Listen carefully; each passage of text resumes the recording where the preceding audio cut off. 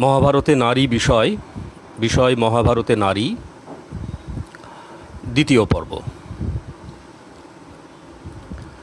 আমরা গতদিনে দ্রৌপদীর কথা কিছুটা বলেছিলাম। চন্দ্রবংশীয় যে রাজারা রয়েছেন তাদের স্ত্রীদের কথা বলেছিলাম। শুরু করেছিলাম তারাকে দিয়ে, তারপরে দেবযানী হয়ে মৎস্যগন্ধা, সত্যবতী ইত্যাদি আমরা যখন পার হয়ে এসলাম তখন কুন্তির পরে দ্রৌপদীর জায়গায় আমরা পৌঁছেছিলাম। কিন্তু দ্রৌপদীকে আমরা আলাদাভাবে বলতে পারিনি, সময়ের অভাবেই আমাদের বলা হয়ে ওঠেনি। আজকেই সেটা বলবো। একজন এসেছেন, শুভঙ্কর চট্টোপাধ্যায়, রোদরঙের সম্পাদক। শুভঙ্করকে ওয়েলকাম জানাচ্ছি। শুরু করি তাহলে। দ্রৌপদীর যে জন্ম, সেই জন্মটির পেছনে রয়েছে একটি দরিদ্র শিশুর দুধের জন্য হাহাকার। কীরকম সেটা আমরা জানি। দ্রোণাচার্য এবং দ্রোণাচার্যের স্ত্রী কৃপি ছিলেন কৃপাচার্যের বোন। দ্রোণাচার্য অজনিজ এবং কৃপিও অজনিজ সন্তান। তাদের যে সন্তান পুত্র অশ্বত্থামা, তিনি যখন ছোট ছিলেন তখন দুধের জন্য খুব বায়না করছেন, দুধ খাবো।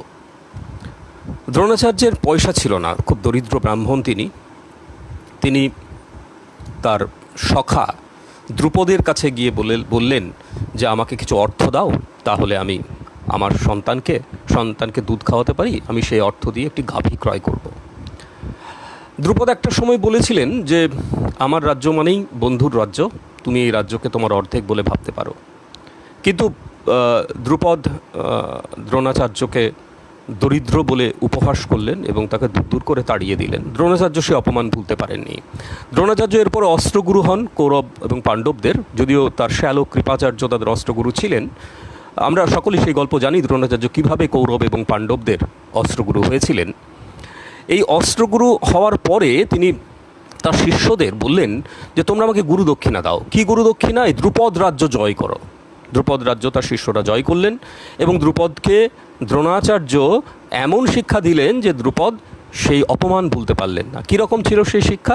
তিনি দ্রুপদকে বললেন, এই নাও, অর্ধেক রাজত্ব নয়, তোমাকে আমি পুরো রাজত্বটাই দিলাম, তুমি আমার সখা, তোমাকে আমি পুরো রাজত্বই দিলাম। দ্রুপদ তখন ঠিক করলেন যে দ্রোণাচার্যকে কীভাবে বধ করা যায়, এবং দ্রোণাচার্যকে বধ করার জন্য তিনি যজ্ঞ আরম্ভ করলেন। জাজ এবং উপজাজ সেই যজ্ঞের প্রধান দুই পুরোহিত ছিলেন।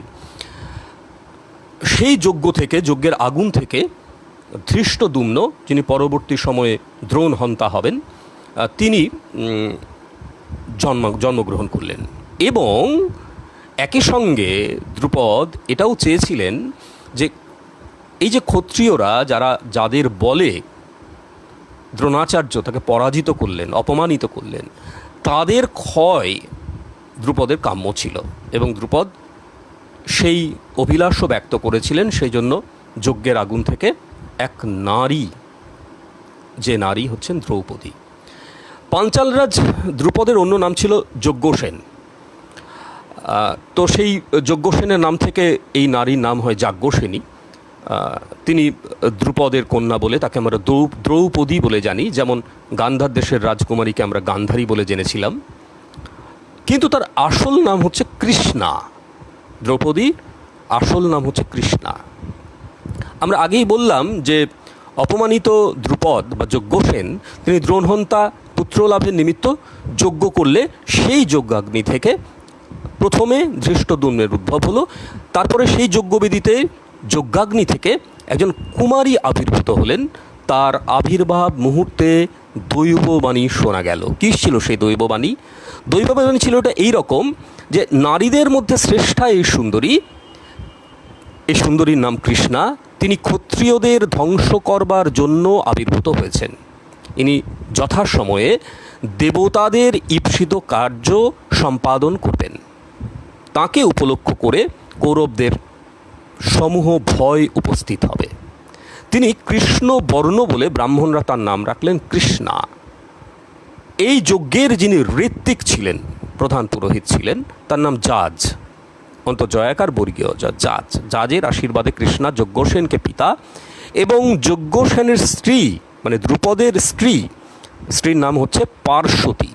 সেই পার্শ্বতীকে, দ্রুপদকে জনক এবং পার্শ্বতীকে জননী বলে দ্রৌপদী জেনেছেন।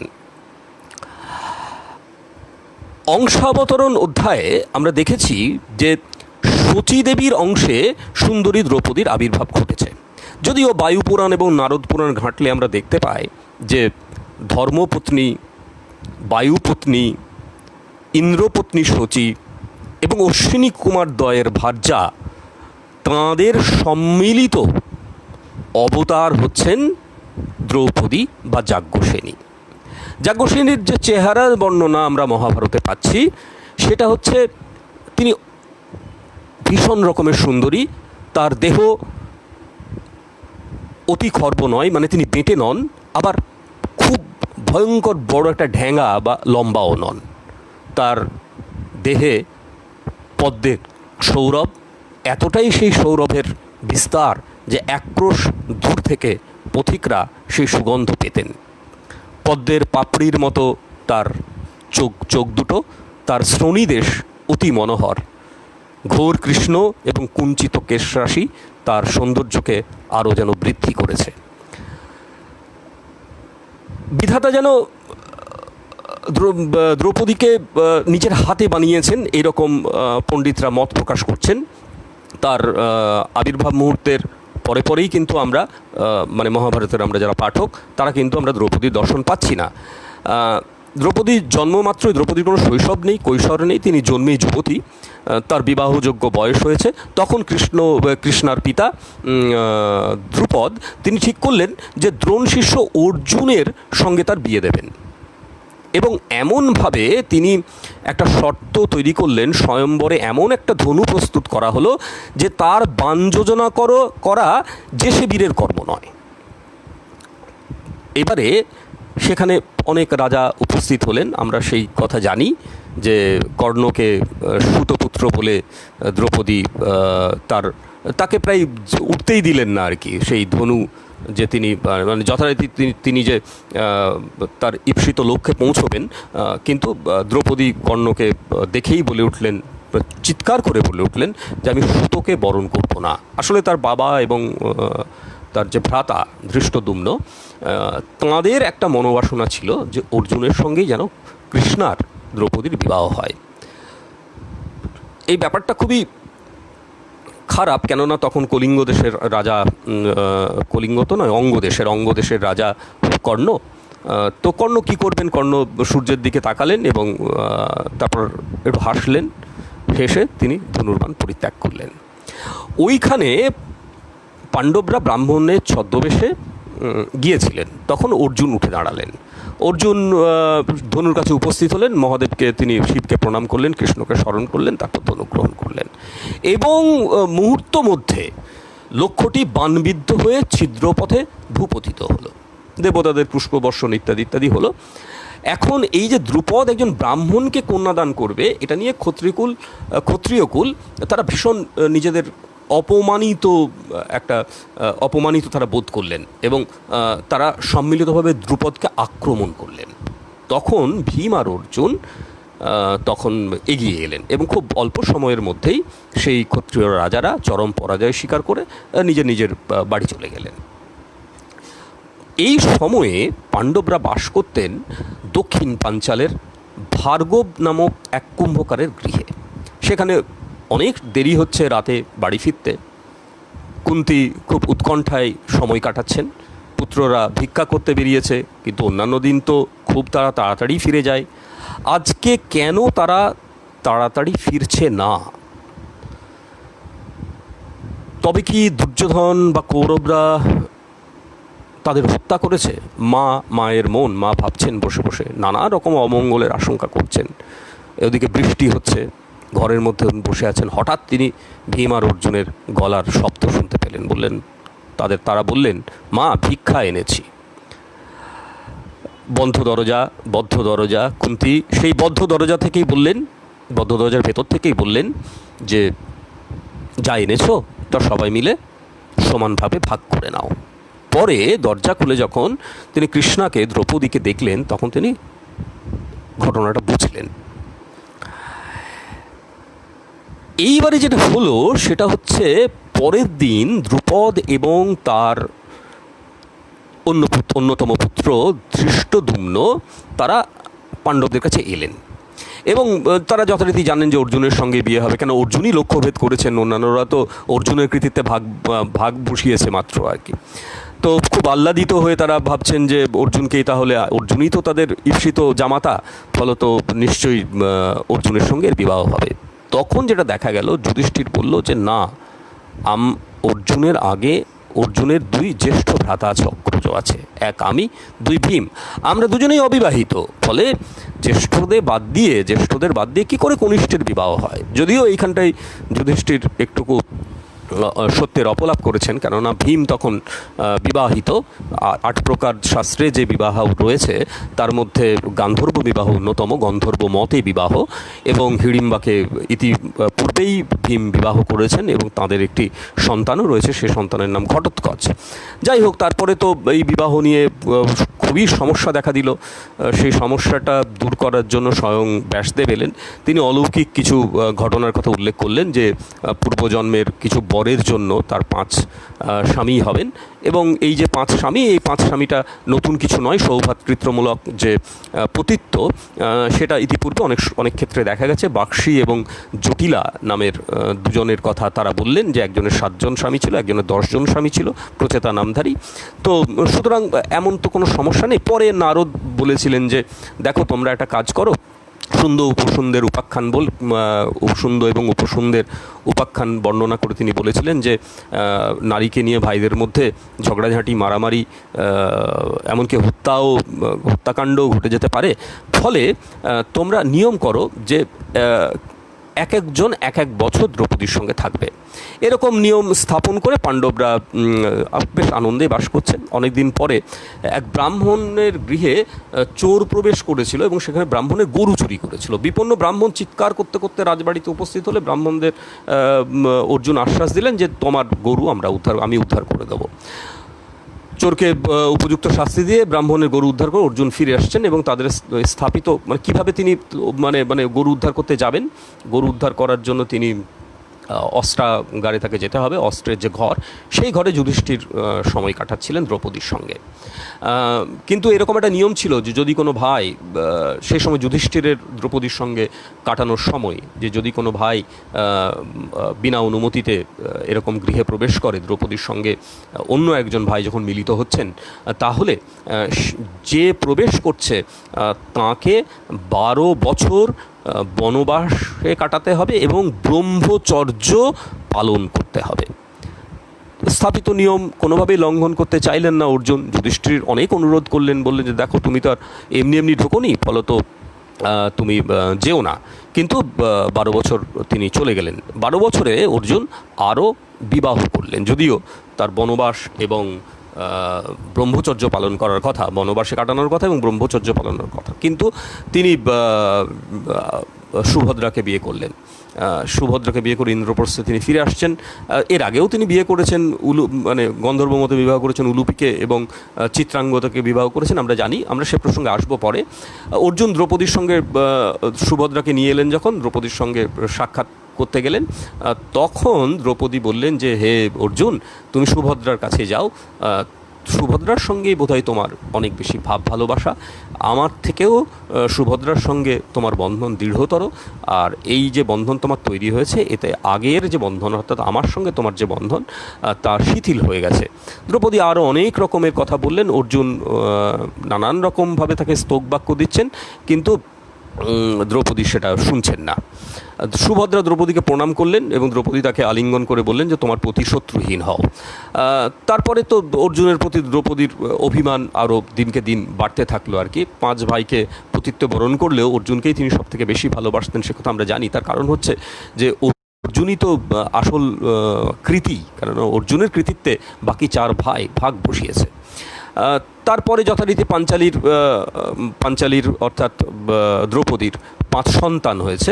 আমরা সকলেই জানি যে যুধিষ্ঠির এবং দ্রৌপদীর যে সন্তান তার নাম প্রতিবিম্ব, ভীমের যে ছেলে দ্রৌপদীর গর্ভে তার নাম শ্রুতসোম, অর্জুনের এবং দ্রৌপদীর পুত্রের নাম শ্রুতকর্মা, নকুল ও দ্রৌপদীর পুত্রের নাম শতানিক, আর সহদেবের ঔরসে দ্রৌপদীর গর্ভে যে সন্তান জন্মায় তার নাম শ্রুতসেন।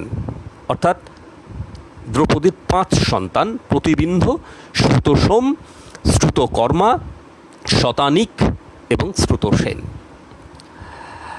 এরপরে একবার মহিলারা, দ্রৌপদী, সুভদ্রা এবং অন্যান্য যারা পাণ্ডব কৌরবদের ভার্যা, অনেকে মিলে, কৌরবদের ভার্যা নয়, শুধু পাণ্ডবদেরই ভার্যা, তারা কৃষ্ণ এবং অর্জুনের সঙ্গে জলবিহারে গিয়েছেন যমুনা নদীতে। সেখানে অগ্নিদেব খাণ্ডব দহনে কৃষ্ণ এবং অর্জুনের কাছে সাহায্য চেয়েছিলেন এক সময়, আমরা সেটা জানি। এটা আদি পর্বে একদম শেষের দিকের ঘটনা। সেই যে খাণ্ডব দহন, তারপর ময়দানব, যুধিষ্ঠিরের সভাগৃহ নির্মাণ করলেন, যুধিষ্ঠির রাজস্ব যজ্ঞ সম্পাদন করলেন, কৃষ্ণ শিশুপালকে বধ করলেন, ইত্যাদি ইত্যাদি। এবং তারপরে হলো পাশা খেলা।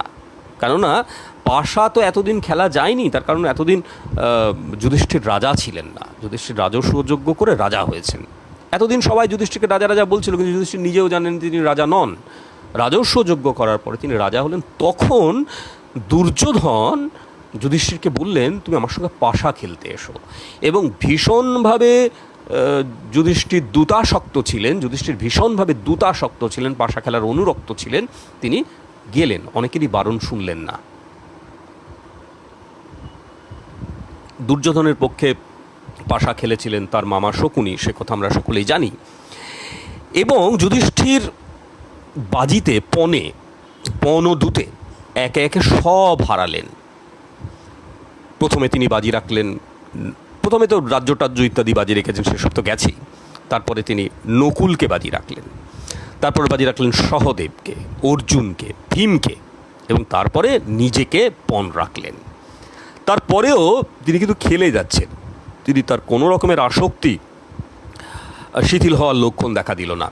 শকুনির পরিহাসে কাণ্ড জ্ঞান রহিত হয়ে যুধিষ্ঠির এরপরে দ্রৌপদীকে পণ রাখলেন।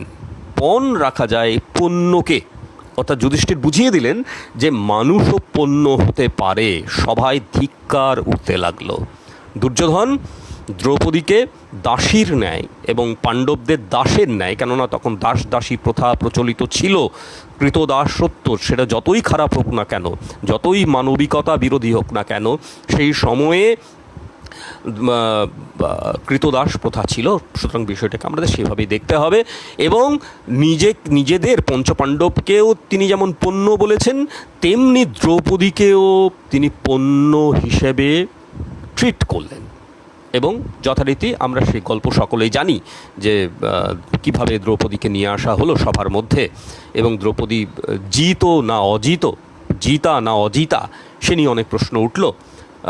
ধৃতরাষ্ট্রের অন্যতম পুত্র বিকর্ণ তিনি বললেন যে যুধিষ্ঠির যেহেতু নিজে দাস, ফলে তো দাসের কোনো অধিকার থাকতে পারে না তার স্ত্রীর প্রতি, সুতরাং দ্রৌপদীকে তিনি বাজি রাখতে পারেন না, পণ রাখতে পারেন না। বিকর্ণকে সূর্যপুত্র কর্ণ অনেক ধিক্কার জানালেন, বললেন তুমি বালকের ন্যায় কথা বলছো, বড়দের বিষয়, এসব ব্যাপারের মধ্যে তুমি এসো না। তারপরে যথারীতি কিন্তু দ্রৌপদী, সেই একবস্ত্রা দ্রৌপদীকে, সে সময় একটা নিয়ম ছিল যে দাস এবং দাসীদের উত্তরীয়টাকে কেড়ে নেওয়া হবে, দাস দাসীরা উত্তরীয় পড়তে পারেন না। যুধিষ্ঠিররা একে একে সবাই তাদের উত্তরীয় খুলে দিলেন, কিন্তু দ্রৌপদী তখন একবস্ত্রা রজস্বলা। এবং যুধিষ্ঠির যখন পণ ধরেছিলেন দ্রৌপদীকে, তখন তিনি বলছেন দ্রৌপদীর চেহারা কেমন, বর্ণনা দিচ্ছেন, দ্রৌপদীর নগ্ন শরীরের বর্ণনা দিচ্ছেন, যে তার দেহের মধ্যে কোনো লোম নেই, তার অঙ্গ সংস্থানের নানান বর্ণনা দিচ্ছেন। এবং তখন দ্রৌপদী নিজে পণ্য, যুধিষ্ঠির তাকে পণ্য হিসাবেই বাজি ধরেছেন। এবং পণ্য দ্রব্যকে যিনি ক্রেতা, যিনি জিতেছেন, তিনি মিলিয়ে নেওয়ার জন্য তাকে সেই সভার মধ্যে, যতটাই আমাদের এখনকার দৃষ্টিভঙ্গিতে অমানবিক, মানবতা বিরোধী দেখাক না কেন, সেই পণ্যকে মিলিয়ে নেওয়ার জন্য তারা দ্রৌপদীর বস্ত্রহরণ শুরু করলেন। আমরা সকলেই জানি সে সময় কোনো পাণ্ডব দ্রৌপদীর পাশে দাঁড়ায়নি ভীম ছাড়া। ভীমই বলেছিলেন যে যে হাতে যুধিষ্ঠির দ্রৌপদীকে পণ ধরেছেন সেই হাত আমি পুড়িয়ে দেব, নকুল তুমি সহদেব তুমি আগুন আনো। যাই হোক, তাকে নিরস্ত করা হয়েছে। দুঃশাসন যখন ভীমের কাছে গিয়ে ভীমকে প্রায় মারতে উদ্যত হচ্ছেন, সেই সময় যুধিষ্ঠির দুঃশাসনকে বলছেন, হে দুঃশাসন, তুমি আমার ভাইয়ের গায়ে হাত দিও না, তুমি যা করা দ্রৌপদীকে করো।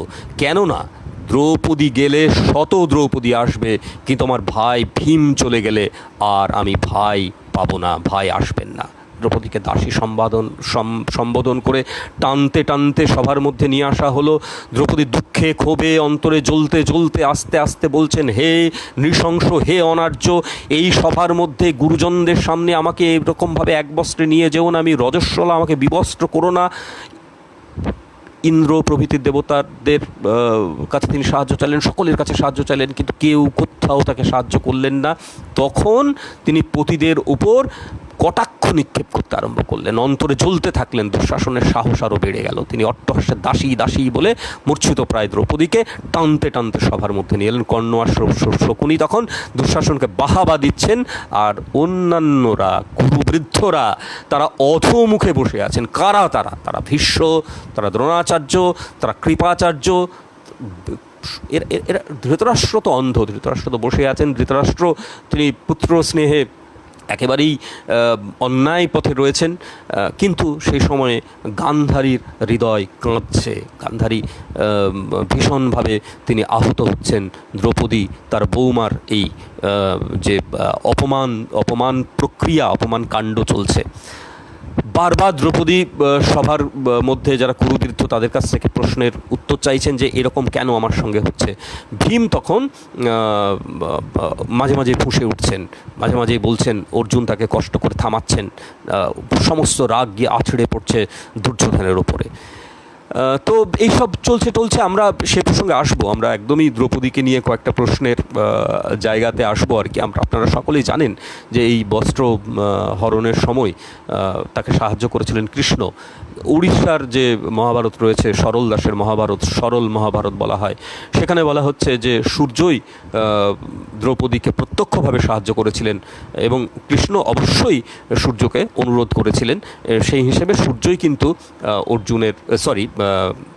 কৃষ্ণার যে বস্ত্রের সাপ্লাই যোগান সেটা দিয়েছিলেন সূর্যদেব। আমরা সে কথায় আসব। এখন আমাদের যেটা বিষয় সেটা হচ্ছে, কর্ণ প্রচণ্ড গালাগাল করছেন দ্রৌপদীকে। তিনি বন্ধকী বলছেন, বন্ধকী মানে বেশ্যা। ক্রুদ্ধ ভীম যুধিষ্ঠিরকে তিরস্কার করছেন। দুর্যোধন তার বাম উরু দেখাচ্ছেন। ভীম প্রতিজ্ঞা করছেন যে আমি যুধিষ্ঠিরের হাত পুড়িয়ে দেবো। ভীম প্রতিজ্ঞা করছেন আমি দুঃশাসনের রক্তপান করব। ভীম প্রতিজ্ঞা করছেন আমি দুর্যোধনের উরুভঙ্গ করব। শেষ দুটি ভীম পালন করেছিলেন, প্রথমটা ভীম পালন করতে পারেননি, অর্থাৎ যুধিষ্ঠিরের হাত পোড়ানোটা। বিদুর হাই হাই করছেন, বিদুর কাঁদছেন, বলছেন যে কুলবধূর এরকম যে লাঞ্ছনার ফল, এটা খুব ভালো একটা কিছু হবে না, এর ফলে কুরুবংশ ধ্বংস হবে। তখন একটা অদ্ভুত ধরনের দুর্লক্ষণ দেখা দিল। চারিদিকে শেয়াল ডাকছে, কাক ডাকছে, বিভিন্ন পাখি, গর্ধব, তারা চিৎকার করছে। ভীষ্ম, দ্রোণ, কৃপ, সোমদত্ত, বাল্লিক, এরা সবাই সভা ত্যাগ করলেন। বিদুর ও গান্ধারী ধৃতরাষ্ট্রকে বলছেন যে দেখো এই দুর্লক্ষণ দেখা দিয়েছে। ধৃতরাষ্ট্র তখন খুব ভীত হলেন। তখন বিদুরের পরামর্শে তিনি দুর্যোধনকে, কৃষ্ণাকে, পাঞ্চালীকে, দ্রৌপদীকে তিনি সান্ত্বনা দিয়ে বললেন যে তুমি আমার বধূদের মধ্যে শ্রেষ্ঠ, তুমি ধর্মশীলা, তুমি সতী, তুমি আমার কাছে বর প্রার্থনা করো। কি অদ্ভুত ব্যাপার দেখুন, পাঞ্চালী তিনি কিন্তু নিজের দাসিত্ব মোচনের বর চাইলেন না। তিনি কি চাইলেন? যার জন্য তার এত অপমান হয়েছে সেই যুধিষ্ঠিরের দাসত্ব মুক্তিরূপ বর চাইলেন। তখন ধৃতরাষ্ট্র বললেন আমি বর দিলাম, কল্যাণী তুমি আরও বর প্রার্থনা করো। তখন দ্রৌপদী বাকি চার ভাইয়ের, অর্থাৎ তার অন্যান্য যে চার বর রয়েছে, স্বামী রয়েছে, তাদের অদাসত্ব প্রার্থনা করলেন। ধৃতরাষ্ট্র বললেন ঠিক আছে তাই হবে, তুমি তৃতীয় বর চাও। তোমাকে দুটো বর দিয়ে আমি খুব একটা স্যাটিসফাইড নই, আমি তৃপ্তি বোধ করছি না। দ্রৌপদী তখন শ্বশুরকে বললেন যে লোভ ধর্মকে নাশ করে, আপনি আমাকে এত বর দেবেন না। ক্ষত্রিয়ার পক্ষে দুইয়ের বেশি বর প্রার্থনা করা অশাস্ত্রীয়। আমার পতিরা দাসত্ব থেকে মুক্তি লাভ করেছেন, পুণ্য কর্মের দ্বারা তারা নিজেরাই তাদের কল্যাণ লাভ করবেন। তারপরে যথারীতি দ্রুত পর্বাধ্যায় শেষ হলো এবং অনুদ্রুত পর্বাধ্যায় শুরু হলো। এত কিছুর পরে কিন্তু যুধিষ্ঠিরের শিক্ষা হয়নি। যুধিষ্ঠির আবার দ্বিতীয়বার পাশা খেলার আমন্ত্রণ, তিনি ডিনাই করতে পারতেন যে আমি খেলবো না, এর আগে যে অপমান হলো, যে ভয়ঙ্কর ব্যাপার হলো, কিন্তু তবুও যুধিষ্ঠির আবার সেই ফাঁদে পা দিলেন। এটা অনুদ্রুত পর্বাধ্যায় সভা পর্বের, এবং খেলতে এলেন উনি। খেলার পরে আমরা জানি সকলে যে তাদের 12 বছর বনবাস এবং 1 বছর অজ্ঞাতবাস হল। তো অরণ্য যাত্রার আয়োজন চলছে, সকলে হরিণের চামড়া টামড়া পড়ছেন। কৌরবরা ভীষণ আনন্দে উৎফুল্ল হয়ে রয়েছেন। দুঃশাসন অকথ্য ভাষায় গালিগালাজ করছেন, দ্রৌপদীকে বলছেন যে তোমার পতিরা তখন অরণ্যে যাবে, তুমি ওদেরকে ছেড়ে দাও, এই কৌরবদের মধ্যে কাউকে একটা প্রতিরূপে বরণ করো। আবার তখন ভীম বললেন যে আমি দুঃশাসনের রক্তপান করব, দুর্যোধনের উরুভঙ্গ করব। এবারে কিন্তু বললেন না যে আর যুধিষ্ঠিরের হাত পোড়াবো। অর্জুনও কর্ণবোধের প্রতিজ্ঞা করলেন, যে কর্ণ একটা সময় দ্রৌপদীকে বেশ্যা বলেছিলেন। দ্রৌপদী বনে যাবেন তার স্বামীদের সঙ্গে। পাণ্ডবরা সকলকে অভিবাদন করে বিদায় নিচ্ছেন। বিদুর সান্ত্বনা দিচ্ছেন যে অধর্মের দ্বারা এখন তোমরা পরাজিত হলেও তোমরা ব্যথিত হও না, তোমরা ধর্মজ্ঞ এবং বীর পুরুষ, আর দ্রৌপদী তো ধর্মার্থ কুশলা, তোমরা পরস্পরের প্রিয়, তোমরা শত্রু বিনাশ করতে সক্ষম, তোমাদেরকে সবাই ভালোবাসেন, ফলত তোমরা নিশ্চয় তোমাদের সুদিন আসবে। কুন্তী এবং অন্যান্য যারা পূজনীয়া এবং পূজনীয় তাদের সবার কাছ থেকে বিদায় গ্রহণ করে দ্রৌপদী সবাইকে প্রণাম করলেন। তারপর যথারীতি তারা চলে গেলেন। কোথায় গেলেন? তারা যথারীতি বনবাসে চলে গেলেন। 13 বছরের বিষয়, 1-8 বছর নয়। তো দ্রৌপদী ও পাণ্ডবদের অরণ্যযাত্রার পর প্রজাদের যে মনোভাব, তার প্রজারা খুব দুঃখ হলেন। তখন ধৃতরাষ্ট্র বেশ ভয় পেলেন প্রজাদের এরকম মনোভাব দেখে। সঞ্জয় এসে বললেন দ্রৌপদীর লাঞ্ছনার পরিণতি খুব ভয়ঙ্কর হবে। তখনও কিন্তু ধৃতরাষ্ট্র বলছেন যে দ্রৌপদীর শোকাকুল নেত্রদয় পৃথিবীকেও দগ্ধ করতে সমর্থ। হে সঞ্জয়, আমার পুত্রদের মধ্যে কি কেউ রক্ষা পাবে? প্রজারা দুঃখে ক্ষোভে দ্রৌপদীর লাঞ্ছনার কথাই বলছেন। তারা বেশ কুপিত হলেন। পাণ্ডবরা প্রথমে দ্রৌপদী সহ যেখানে গেলেন সেটা ছিল কাম্যক বন। কৃষ্ণ সে কাম্যক বনে পাণ্ডবদের সঙ্গে এবং দ্রৌপদীর সঙ্গে সাক্ষাৎ করতে উপস্থিত হলেন। যুধিষ্ঠিরের সঙ্গে তার নানান রকমের কথা হলো ভগবান শ্রীকৃষ্ণের। দ্রৌপদী কৃষ্ণের কাছে উপস্থিত হয়ে বললেন যে আমি মুনি ঋষিদের মুখে শুনেছি, হে কৃষ্ণ, হে সখা, তুমি স্বয়ং পরমেশ্বর। হে মধুসূদন, তোমাকে ভালোবাসি আমি খুব, তার জন্য তোমাকে আমি দুঃখের কথা শোনাবো। এখানে একটা কথা বলে নেওয়া আবশ্যক যে কৃষ্ণ এবং দ্রৌপদীর মধ্যে যে সম্পর্ক, সে সম্পর্কটা নিখাদ বন্ধুত্বের। যদিও অনেকে কৃষ্ণের সঙ্গে দ্রৌপদীর, অনেক পণ্ডিত তারা দেখাতে চেয়েছেন একটা প্রেমের সম্পর্ক, না, দ্রৌপদীর সঙ্গে কৃষ্ণের যে সম্পর্ক ছিল সেটা নিখাদ বন্ধুত্বের সম্পর্ক। এবং সে সময়ও কিন্তু স্ত্রী এবং পুরুষের মধ্যে এরকম কামহীন বন্ধুত্বের সম্পর্ক হতো। দ্রৌপদী তাকে দুঃখের কথা শোনাচ্ছেন, বলছেন দেখো আমি তো পাণ্ডবদের ভার্যা, আমি ধৃষ্টদ্যুম্নের বোন, তোমার সখী। হে মধুসূদন, আমার মতো নারী কেন সভাস্থলে লাঞ্ছিতা হবে?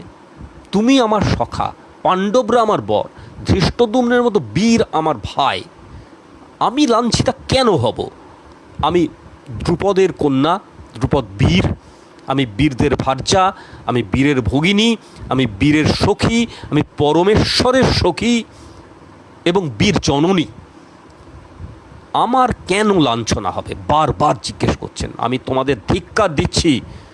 ভীষণ রেগে দ্রৌপদী দুর্যোধনের সমস্ত দুষ্কর্ম তিনি বর্ণনা করলেন। তারপর ক্রোধে কাঁদতে কাঁদতে বললেন, বুঝতে পারলাম পতি, পুত্র, পিতা, ভাই এবং তুমি, হে মধুসূদন, তুমি কেউ তোমরা আমার নও। নিচাশয় দুর্যোধন, দুঃশাসন, কর্ণ, এরা আমাকে লাঞ্ছিত করলো, তোমরা কেউ প্রতিকারে অগ্রসর হওনি। আমার এই দুঃখ যাবার নয়। হে কৃষ্ণ, হে কেশব, তুমি নিত্য আমাকে রক্ষা করবে। এই বিষয়ে আমার তোমার কাছে 4টে দাবি আছে। 1, আমি তোমার ভাইদের বউ, ভ্রাতৃজায়া।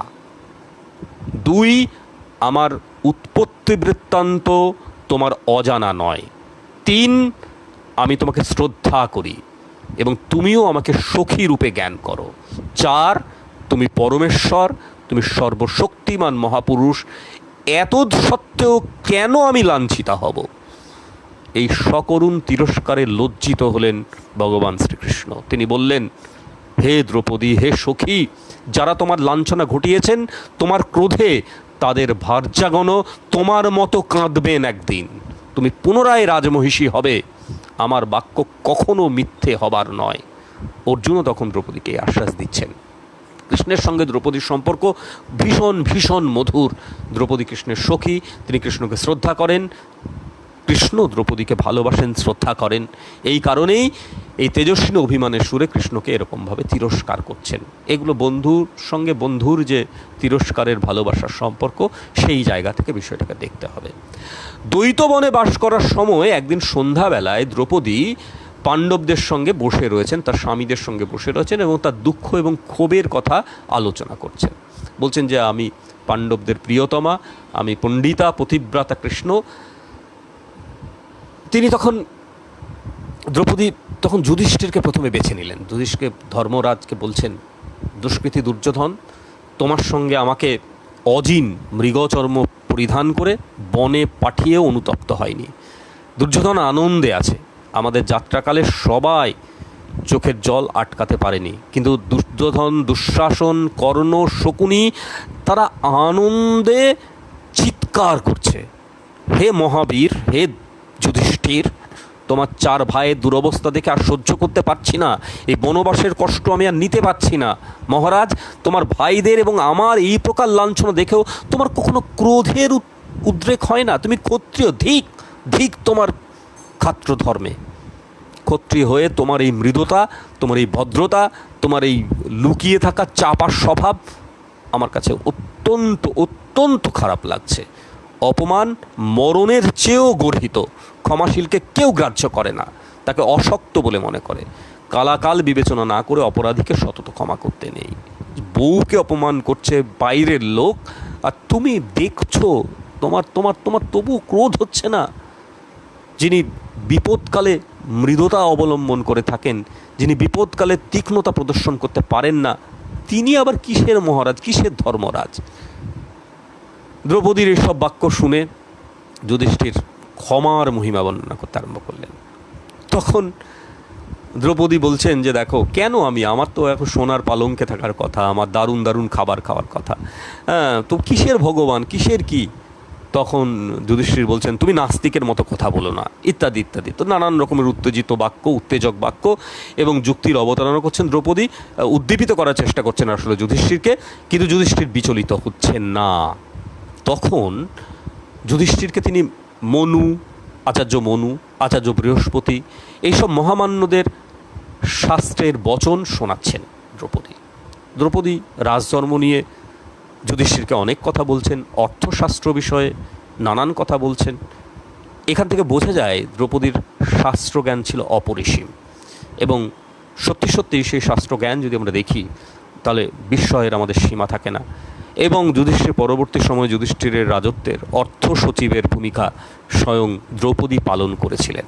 তিনি কিভাবে এই সমস্ত শাস্ত্রজ্ঞান জেনেছিলেন এই বিষয়ে তাকে জিজ্ঞাসা করা হলে তিনি বলেছিলেন যে আমার পিতা একজন পণ্ডিত ব্রাহ্মণকে বাড়িতে এনেছিলেন এবং তার কাছে আমার ভাইরা বৃহস্পতি প্রোক্ত অর্থাৎ চারবাকদের যে নীতিশাস্ত্র সেগুলো তিনি শ্রবণ করেছিলেন, এবং সেই জায়গা থেকে তিনি এই কথাগুলো জেনেছেন।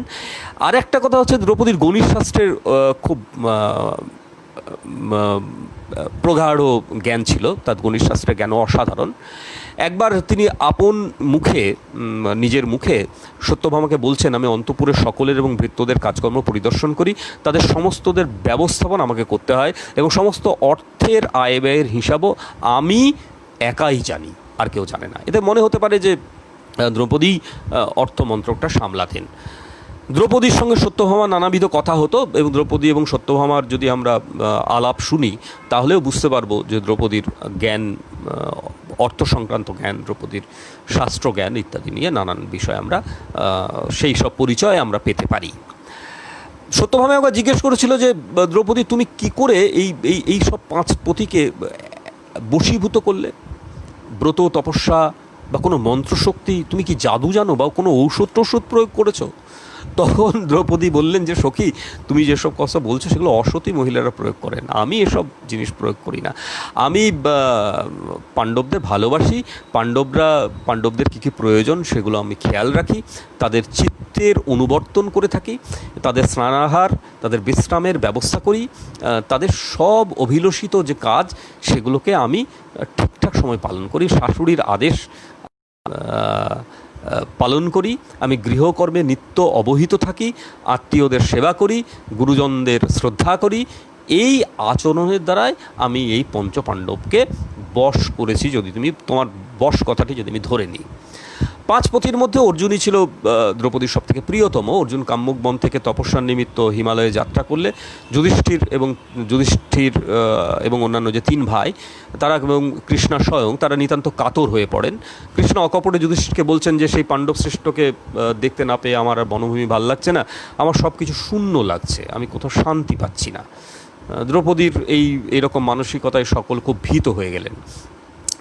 তো এই যে দ্রৌপদীর কথা আমরা বলছি, দ্রৌপদীর যে তেজগর্ভ উত্তেজনা, সেই উত্তেজনা দেখে প্রত্যেকটি ক্ষত্রিয় ভাবছেন যে কুরুকুলের ধ্বংস বোধহয় শেষ হয়ে এলো।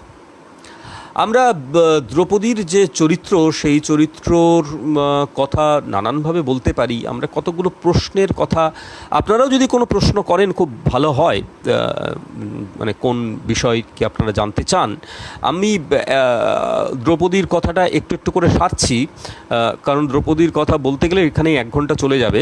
আমরা এরপরে জানি যে অজ্ঞাতবাসের সময় দ্রৌপদীরা চলে গিয়েছিলেন বিরাট রাজ্যে। পঞ্চপাণ্ডব তারা ছদ্মবেশেই গেলেন, কারণ অজ্ঞাতবাসের সময় যদি ধরা পড়ে যান তাহলে আবারও 12 বছর বনবাস হবে। যুধিষ্ঠির তিনি সেই কঙ্ক, তিনি আবার সেই পাশা খেলা ইত্যাদি ইত্যাদি করে তিনি ওইসব নাম নিলেন। ভীম নিয়েছিলেন বল্লভ নাম, তিনি পাচক এই পরিচয়ে ছিলেন। অর্জুন ছিলেন বৃহন্নলা।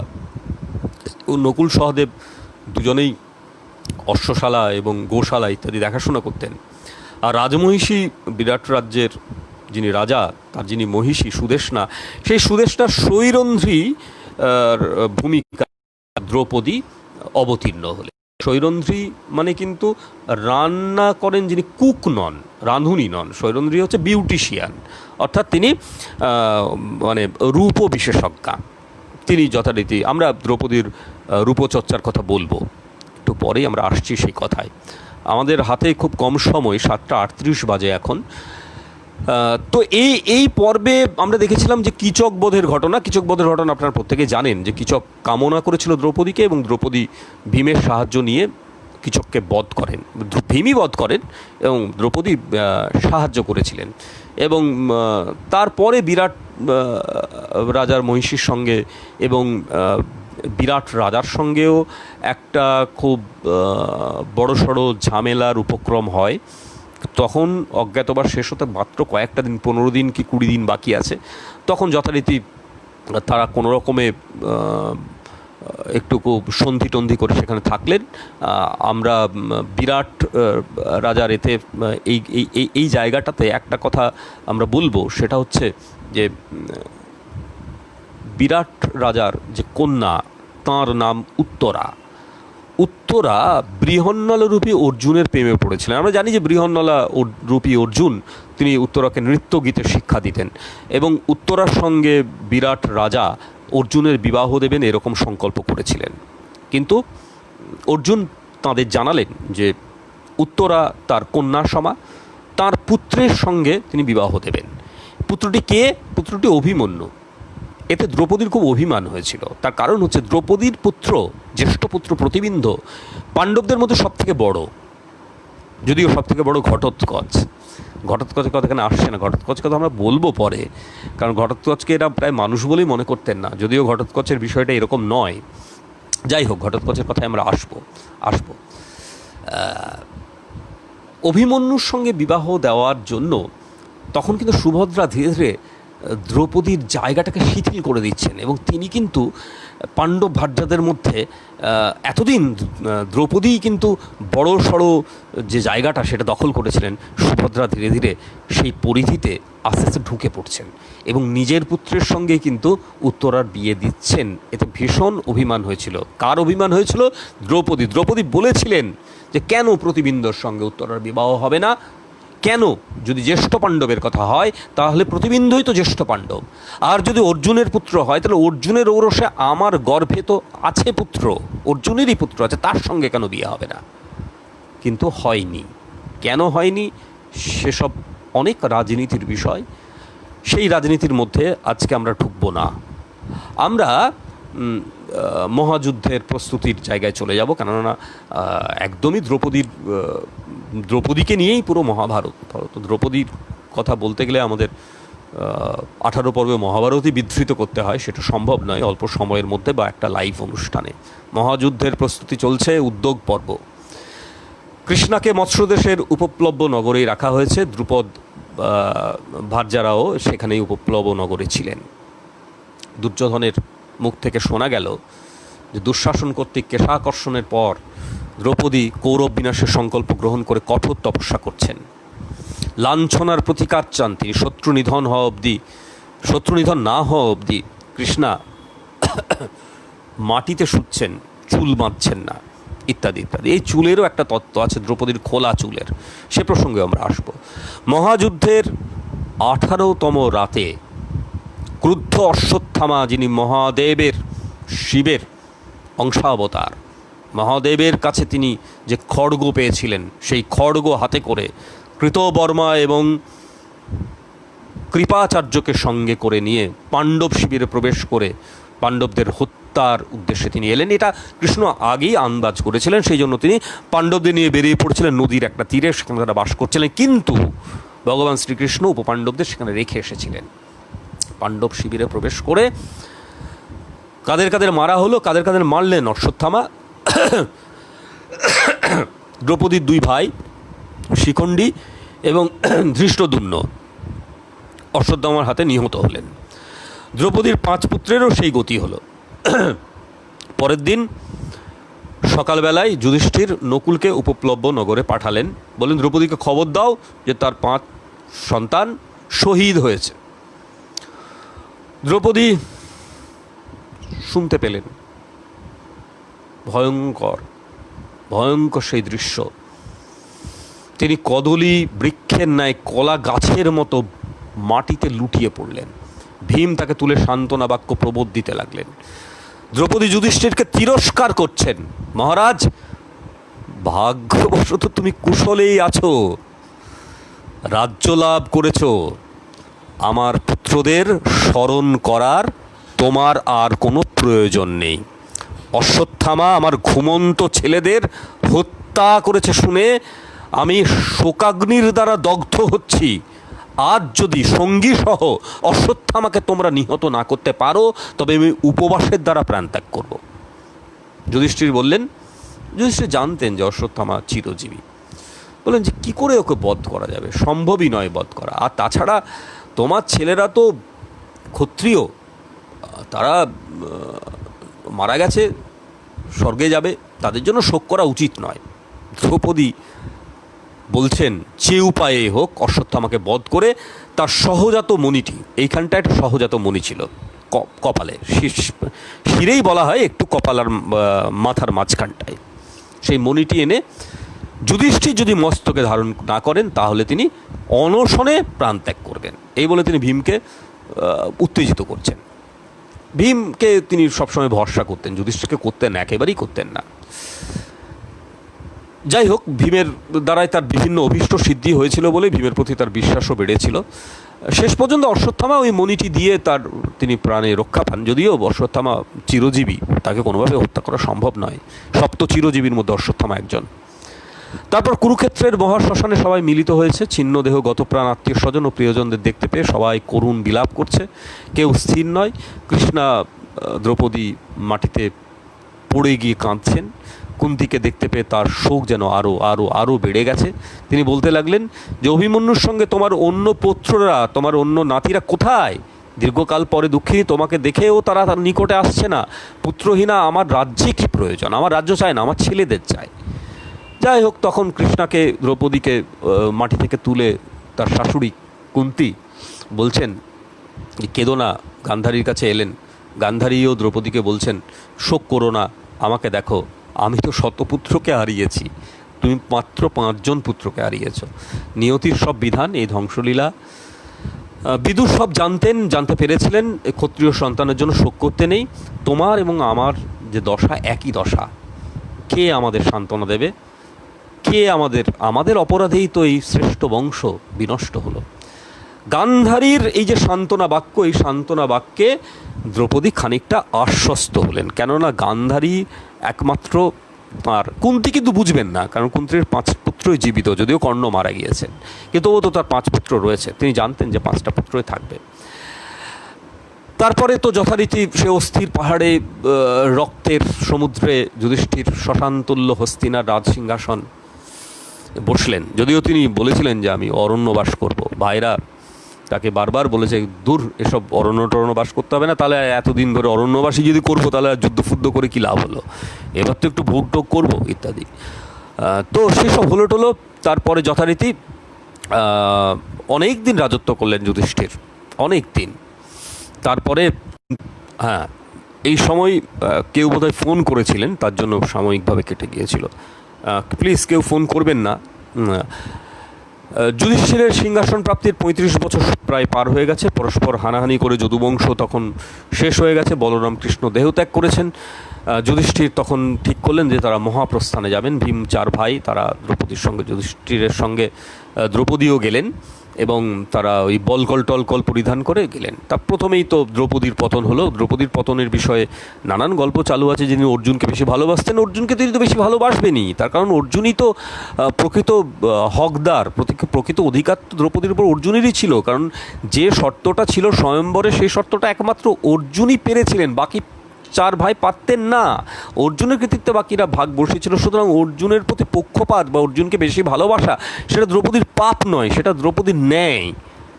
তো যদিও পণ্ডিতরা বলছেন যে ধনঞ্জয়ের, মানে অর্জুনের প্রতি তার বিশেষ পক্ষপাত ছিল এবং সেই পক্ষপাতের ফলে তিনি প্রথমেই তিনি পতিত হলেন, সশরীরে স্বর্গে যেতে পারলেন না। আমরা দ্রৌপদীকে নিয়ে আরও কয়েকটা প্রশ্ন, বেশ কয়েকটা দ্রৌপদীকে নিয়ে প্রশ্নের জায়গায় আসব। তারপরে আমরা সুভদ্রার প্রসঙ্গে চলে যাব। দ্রৌপদীকে নিয়ে অনেক প্রশ্ন তোলা যায়। তার মধ্যে যেটা সবথেকে বড় প্রশ্ন, সেটা হচ্ছে এই যে যাজ্ঞসেনী বা দ্রৌপদী, তিনি কি সত্যি সত্যি কর্ণকে খুব ভালোবাসতেন? আমরা মহাভারতের তো নানান ভার্সন আছে।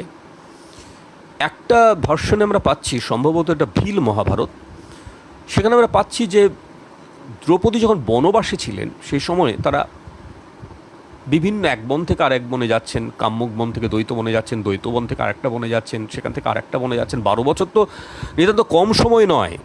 তো একবার একটা বনে গিয়ে একটা আমলকি গাছে দ্রৌপদী দেখলেন যে গোটা বৃক্ষে একটি মাত্র আমলকি ফল রয়েছে।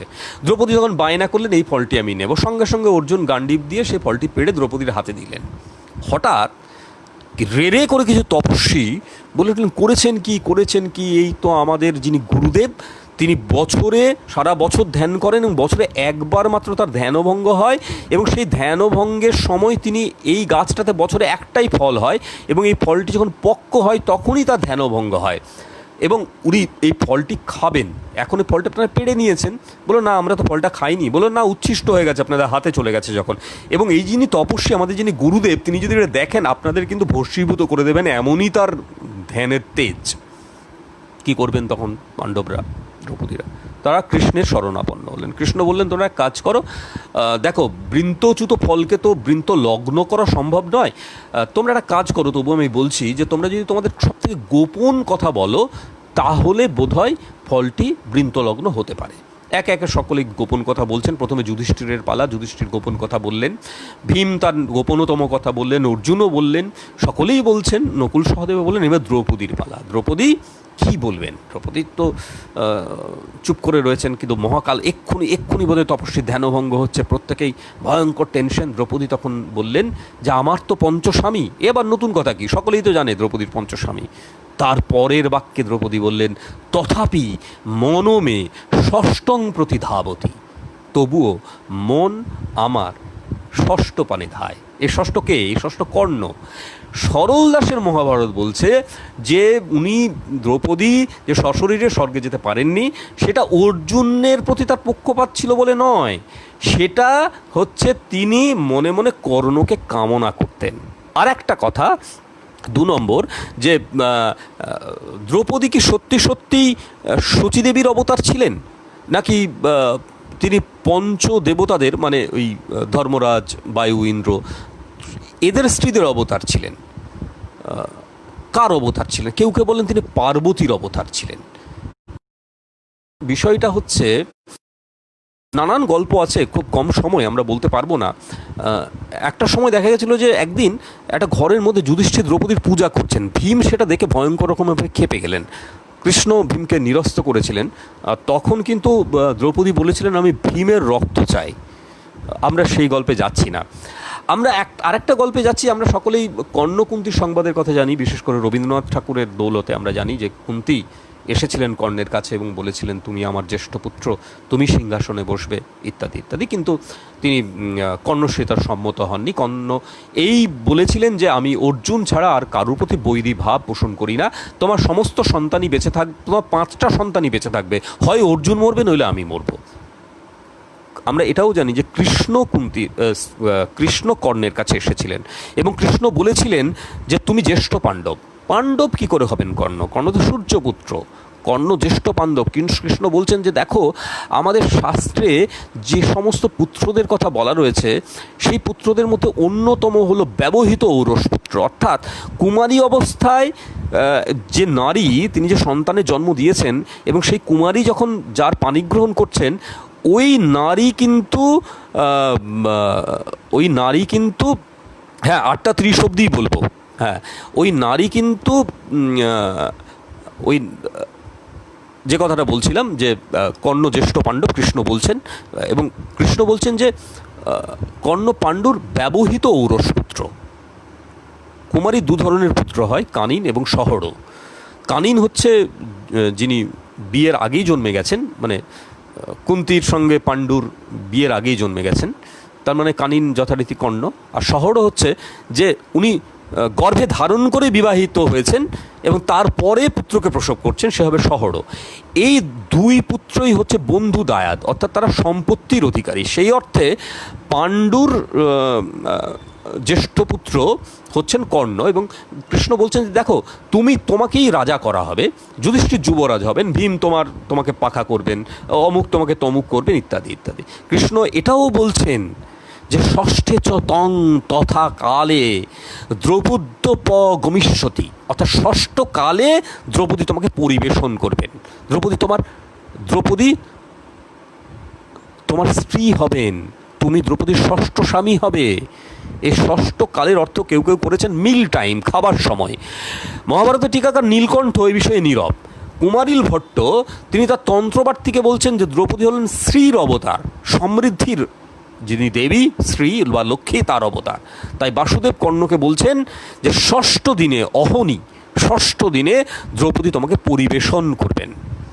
আর একটা কথা, কর্ণের সঙ্গে দ্রৌপদীর একটা অদ্ভুত ধরনের সম্পর্ক ছিল। এটাও একটা মহাভারতের একটা ভার্সনে আছে যে বাসুকীর একবার দ্রৌপদীর একটা চুল উড়ে গিয়ে পড়ে বাসুকীর বুকে পাতাল রাজ্যে। বাসুকীর সেই চুলটা দেখে ভয়ঙ্কর রকম উত্তেজিত হন এবং বলেন যে এই চুলের যিনি অধিকারী তাকে আমার চাই। তিনি এসে দ্রৌপদীকে যথারীতি অর্জুনের কাছ থেকে ছিনিয়ে নিলেন। ছিনিয়ে নেওয়ার পরে তিনি তাকে গরম জলে দ্রৌপদী স্নান করালেন, তাকে 32 রকমের ব্যঞ্জন ট্যাঞ্জন করে খাওয়াচ্ছেন। অর্জুনকে নাগরাজ বাসুকী তিনি প্রায় হ্যাঙ্গারে ঝুলিয়ে ওখানটায় রেখে দিলেন এবং দ্রৌপদীর সঙ্গে তিনি সময় কাটাচ্ছেন। দ্রৌপদী প্রচণ্ড বুদ্ধিমতী, তিনি জেনে নিলেন যে বাসুকী কি ভয় করে, বাসুকীর দুর্বলতম জায়গাগুলো কোনটা? বাসুকী ভয় করেন কর্ণকে, বাসুকী ভয় করেন সূর্যপুত্রকে, এবং দ্রৌপদীকে এখানে কর্ণ বাসুকীর ধর্ষণ থেকে বাঁচান। তারপরে কর্ণের সঙ্গে দ্রৌপদীর অদ্ভুত ধরনের একটা বন্ধুত্ব হয়। কর্ণ তার প্রসঙ্গে যে দ্রৌপদী প্রসঙ্গে যে বন্ধুকি বা বেশ্যা বলেছিলেন সে বিষয়ে ক্ষমা চেয়ে নেন, এবং দ্রৌপদী তাকে সুতপুত্র বলেছেন সে বিষয়ে দ্রৌপদীও কর্ণের কাছে ক্ষমা চেয়ে উভয়ের কাছে ক্ষমা প্রার্থনা করেন। আর একটা কথা আমরা বলবো যে দ্রৌপদীর কেশ তত্ত্ব, কেশ, চুল, দ্রৌপদী চুল খুলে রাখতেন। আমরা সবাই জানি দ্রৌপদী চুল খুলে রেখেছিলেন, দুঃশাসন যতদিন না মারা যাবে উনি চুল বাঁধবেন না, কিন্তু না, এই কেশ হচ্ছে পরব্রহ্ম শক্তি। ওই শক্তি যিনি ওই শক্তি যিনি বহন করেন তার নাম কেশব, তিনি শ্রীকৃষ্ণ। কেশ হলো সম্পদ, পরব্রহ্ম শক্তিই হচ্ছে আসল সম্পদ। এই যে সেই সম্পদের আধার কে? সেই সম্পদের আধার হচ্ছেন কৃষ্ণা। সেই জন্যই তাকে লক্ষ্মী বা স্ত্রী বলা হয়। আমরা সবাই দ্রৌপদীর অক্ষয় পাত্রের কথা জানি, যে বনবাসকালে তিনি দুর্বাসা মুনি একবার এসেছিলেন, তিনি নানাবিধ খাদ্য চাইছেন, সে অক্ষয় পাত্র বা তাম্রস্থলী থেকে দ্রৌপদী অবলীলায় যা চাইছেন দুর্বাসাকে তাই সরবরাহ করে যাচ্ছেন। দুঃশাসনের দ্বারা দ্রৌপদীর যে বস্ত্রহরণ হয়েছিল সে কথা আমরা জানি, এবং যুধিষ্ঠির তো ভয়ঙ্কর রকমের সেই জায়গাতে দ্রুত পর্বাধ্যায়ে তিনি দ্রৌপদীর নগ্ন চেহারা বর্ণনা করছেন। কীরকম সেই চেহারা? তার ঠোঁট লাল, শ্রোণীদেশ অতি মনোহর, সারা শরীর লোমশূন্য, কটিদেশ অতিবক্ষীণ, নানা অঙ্গ সংস্থানের বর্ণনা করছেন। তারপর তারা তিনি পণ ধরছেন দ্রৌপদীকে। পণ্যকে মিলিয়ে দেখা খদ্দেরদের অভ্যেস। এখানে মনে রাখতে হবে দ্রৌপদী এখানে মানবী নন, তিনি পণ্য মাত্র, এবং সেই পণ্য হিসাবে তাকে তুলে ধরেছেন কে? তাকে তুলে ধরেছেন যুধিষ্ঠির। দ্রৌপদী পণ্য, এখানে মানবী নন। দাস বা দাসী হলো পণ্য। সে কথা শুনতে যতই ঘৃণ্য লাগুক, এটাই ছিল কুরু পাণ্ডবদের দর্শন, পাণ্ডবদের দর্শন, কুরুদের দর্শন। নইলে মানুষ পণ রাখা হবে কেন? কেন যুধিষ্ঠির নিজেকে পণ রাখবেন? কেন যুধিষ্ঠির তার স্ত্রীকে পণ রাখবেন? এবং এই যে কথাটি, যে যখন দুঃশাসন ভীমের কাছে গিয়ে তাকে মারার হুমকি দিচ্ছেন, তখন যুধিষ্ঠির বলছেন যে না, যা করা দ্রৌপদীকে করো, ভাইকে আমার ছেড়ে দাও। দ্রৌপদী গেলে শত দ্রৌপদী আসবে, ভাই গেলে ভাই আসবে না। যুধিষ্ঠিরের বিষয়টিও দুর্যোধনরা তো করবেনই, এটা দুর্যোধনরা তো পাপাত্মা, দুরাত্মা, তারা তো করবেন। দ্রৌপদী গেলে শত দ্রৌপদী আসবে, ভীম গেলে আসবে না। সত্যি এই ব্যাপারগুলো ভাববার মতো বিষয়। দ্রৌপদী কি কর্ণকে সত্যিই ভালোবাসতেন? তিনি তার জন্য সশরীরে স্বর্গ যেতে পারেননি, সে কথা আমরা বললাম। আমরা এটাও জানি যে বস্ত্রহরণের সময় শ্রীকৃষ্ণ তার শাড়ির যোগান দিয়েছিলেন, কিন্তু শ্রীকৃষ্ণ তখন সত্যভামার সঙ্গে পাশা খেলছিলেন, যখন দ্রৌপদী তাকে যোগ বলে জানালেন তার লাঞ্ছনার কথা। সেই সময় গরুড়ের পিঠে চেপে পেছনে সত্যভামাকে নিয়ে এগিয়ে আসছেন, কিন্তু সময় তো খুব অল্প, মানে ভীষণ এক শাড়ি ধরে টানছে, কিভাবে তখন তিনি পৌঁছবেন? সেই সময় তিনি সূর্যের দ্বারস্থ হলেন।